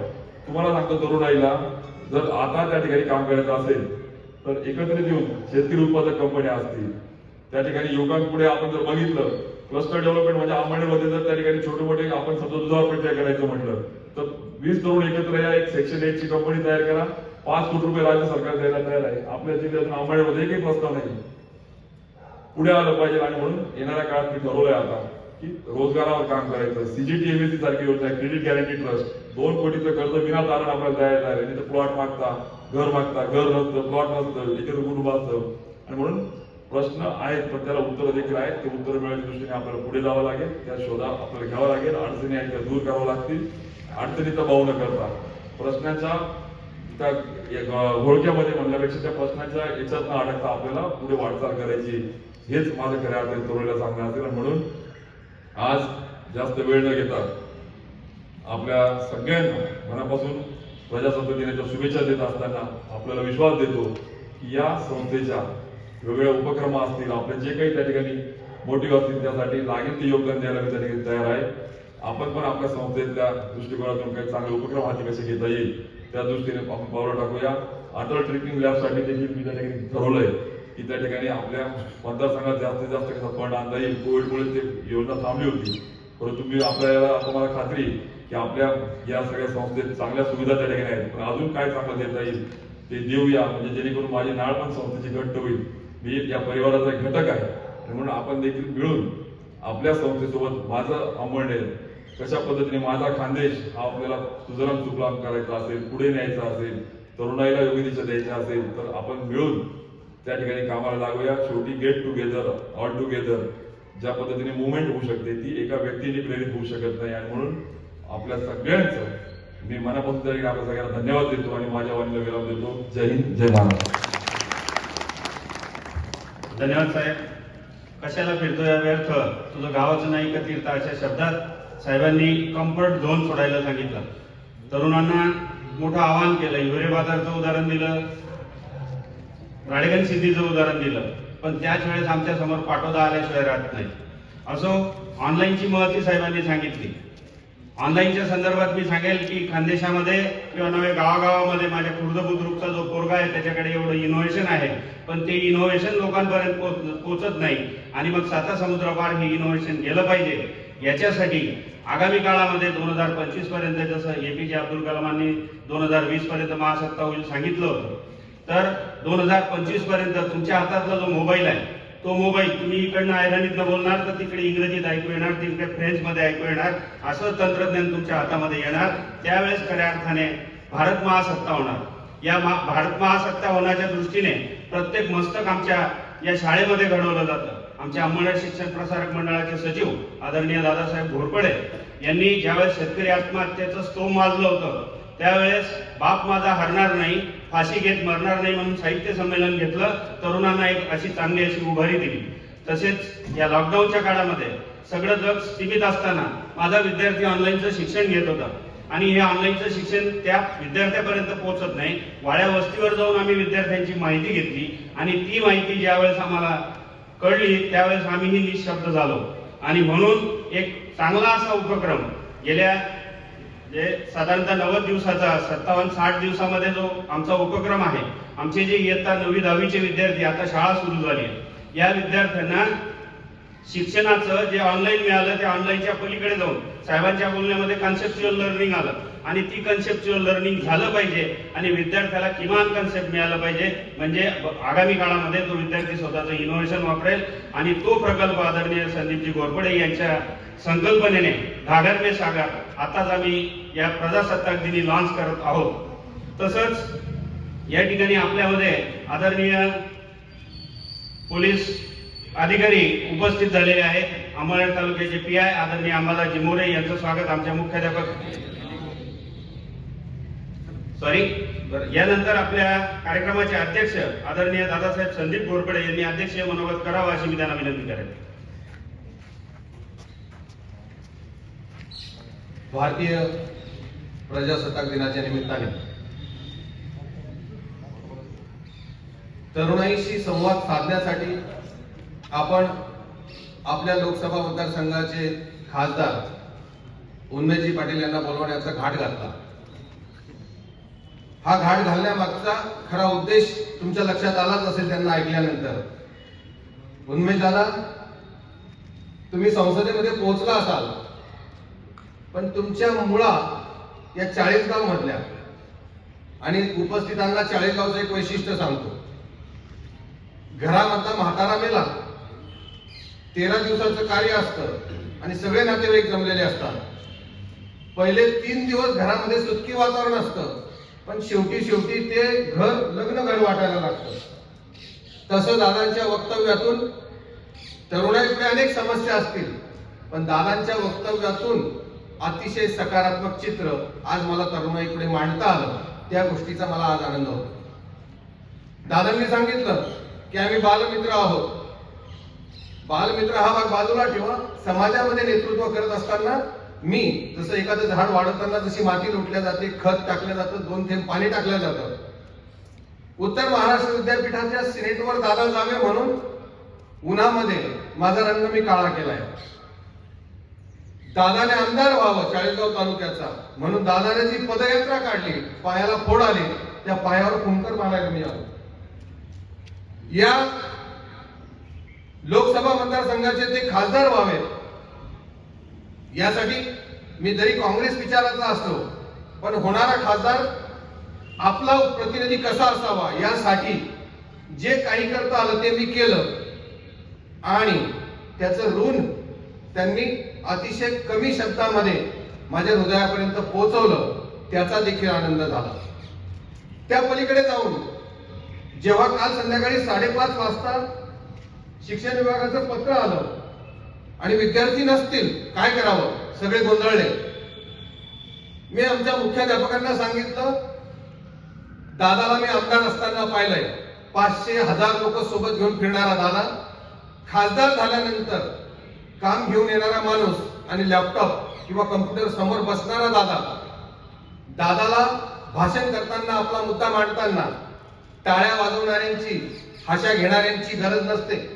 संसदेमध्ये ज्या पद्धतीने भाषण करतील त्याच पद्धतीने माझ्या शाळेच्या प्रांगणात भाषण करतील, मात्र ते भाषण आपल्या शाळेचे 1,500 विद्यार्थी समोर असताना ऐकतील, पण त्या 1,500 विद्यार्थ्यांच्या घरापर्यंत म्हणजे घरटी 5 माणसं तरी ऐकतील, म्हणजे आपण 5 पटीने पुढे जातो आहोत। त्याच पद्धतीने त्यांनी युट्यूबच्या माध्यमातून आपला संवाद शेवटी समाजापर्यंत पोहोचवण्याचा प्रयत्न केला, तो देखील कुठेही अणुरेणू सुद्धा कमतरता न जाणवता। मित्र हो, आज खरोखर समाजाचं जर चित्र पाहिलं, कोरोनाच्या महामारीमध्ये आलेल्या अनेक संकटांनी हा समाज ग्रासलेला आहे, मनोबल ढासळलेलं आहे। दादांनी काल आमच्या संस्थेची मीटिंग घेतली, आमच्या शिक्षकांना, म्हणजे आमच्या 100च्या स्टाफमध्ये 3 शिक्षक मनोदुर्बल झाले आणि त्यांना उभारी देण्याचं काम आम्हाला करायचं आहे। आज तुमच्या या वक्तव्यातून आमचं काळीच मोठं झालं नव्हे, समाजाला आम्ही दिशा देऊ शकलो। दादांना बोलवताना आपण लोकसभा मतदारसंघाचे खासदार म्हणून बोलवलं, भारतीय जनता पार्टीचे सदस्य म्हणून बोलवलेलं नाही। पण अनेकांनी मला फोन करून सांगितलं होतं, का हो तुम्ही समाजवादी विचाराचे, तुम्ही काँग्रेसचे, तुम्ही दादांना व्याख्यानाला बोलवता? हो बोलवतो, कारण तो माणूस विद्वान आहे, तो माणूस अनुभवी आहे, तो माणूस खुल्या दिलाचा आहे, तो माणूस समाजाचा विचार करणारा आहे, तो माणूस सखोल विचार करून त्या विचाराला समाजापर्यंत पोहोचवणारा आहे। ही गोष्ट मी फक्त सांगितले नाही, आज अनुभवली. कुठेतरी पक्षाचा अभिनिवेश आला का त्यांच्या बोलण्यात? तर नाही. त्यांना जो व्याख्यानाचा विषय दिलेला होता त्या व्याख्यानाच्या विषयाला कुठेही फाटा न देता अतिशय प्रामाणिकपणे त्यांनी आपले विचार मांडले. आणि हे विचार माझ्या तरुणाईला या खोल गर्दीतून वर काढणार आहेत आणि समाजाच्या मुख्य प्रवाहामध्ये नेणार आहेत, याचा मला आनंद आहे. खासदार साहेबांच्या बाजूला श्याम बापू बसले. श्याम बापू असतील बीजेपीचे, त्यांनी मला मदत केली आहे. मी असेल काँग्रेसचा, मी दादांना मदत केली आहे. दादा असतील भाजपचे, त्यांनी आज समाजाला दिशा निर्देश केलेला आहे. मित्र हो, पक्षीय पातळीवर तुम्ही काम नक्कीच करा, पण पक्षीय पातळीच्या त्या कार्यालयाच्या बाहेर आल्यानंतर तुम्ही समाजाचे प्रतिनिधी आहात आणि समाजाचे प्रतिनिधित्व त्यांनी अतिशय प्रामाणिकपणे आज पार पाडलेलं आहे. म्हणून मी आमच्या तीनही शाळांतर्फे आणि संस्थेतर्फे दादांचं पुन्हा एकदा अभिनंदन करतो, आभार मानतो आणि माझं अध्यक्षीय भाषण संपवतो. जय हिंद, जय महाराष्ट्र.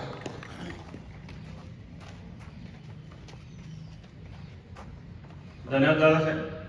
यानंतर आभार प्रदर्शनाचं काम आपल्या जळगाव लोकसभा मतदारसंघाचे आदरणीय खासदार उन्मेषजी पाटील आपल्यापर्यंत आले, आपल्याशी संवाद साधला.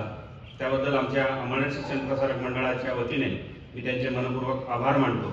तसेच आजच्या ध्वजारोहणाचा मान यांनी घेतला ते मनोजजी शिंगाणे, रक्तदान चळवळीचे कार्यकर्ते, त्यांचेही मी या ठिकाणी आभार व्यक्त करतो.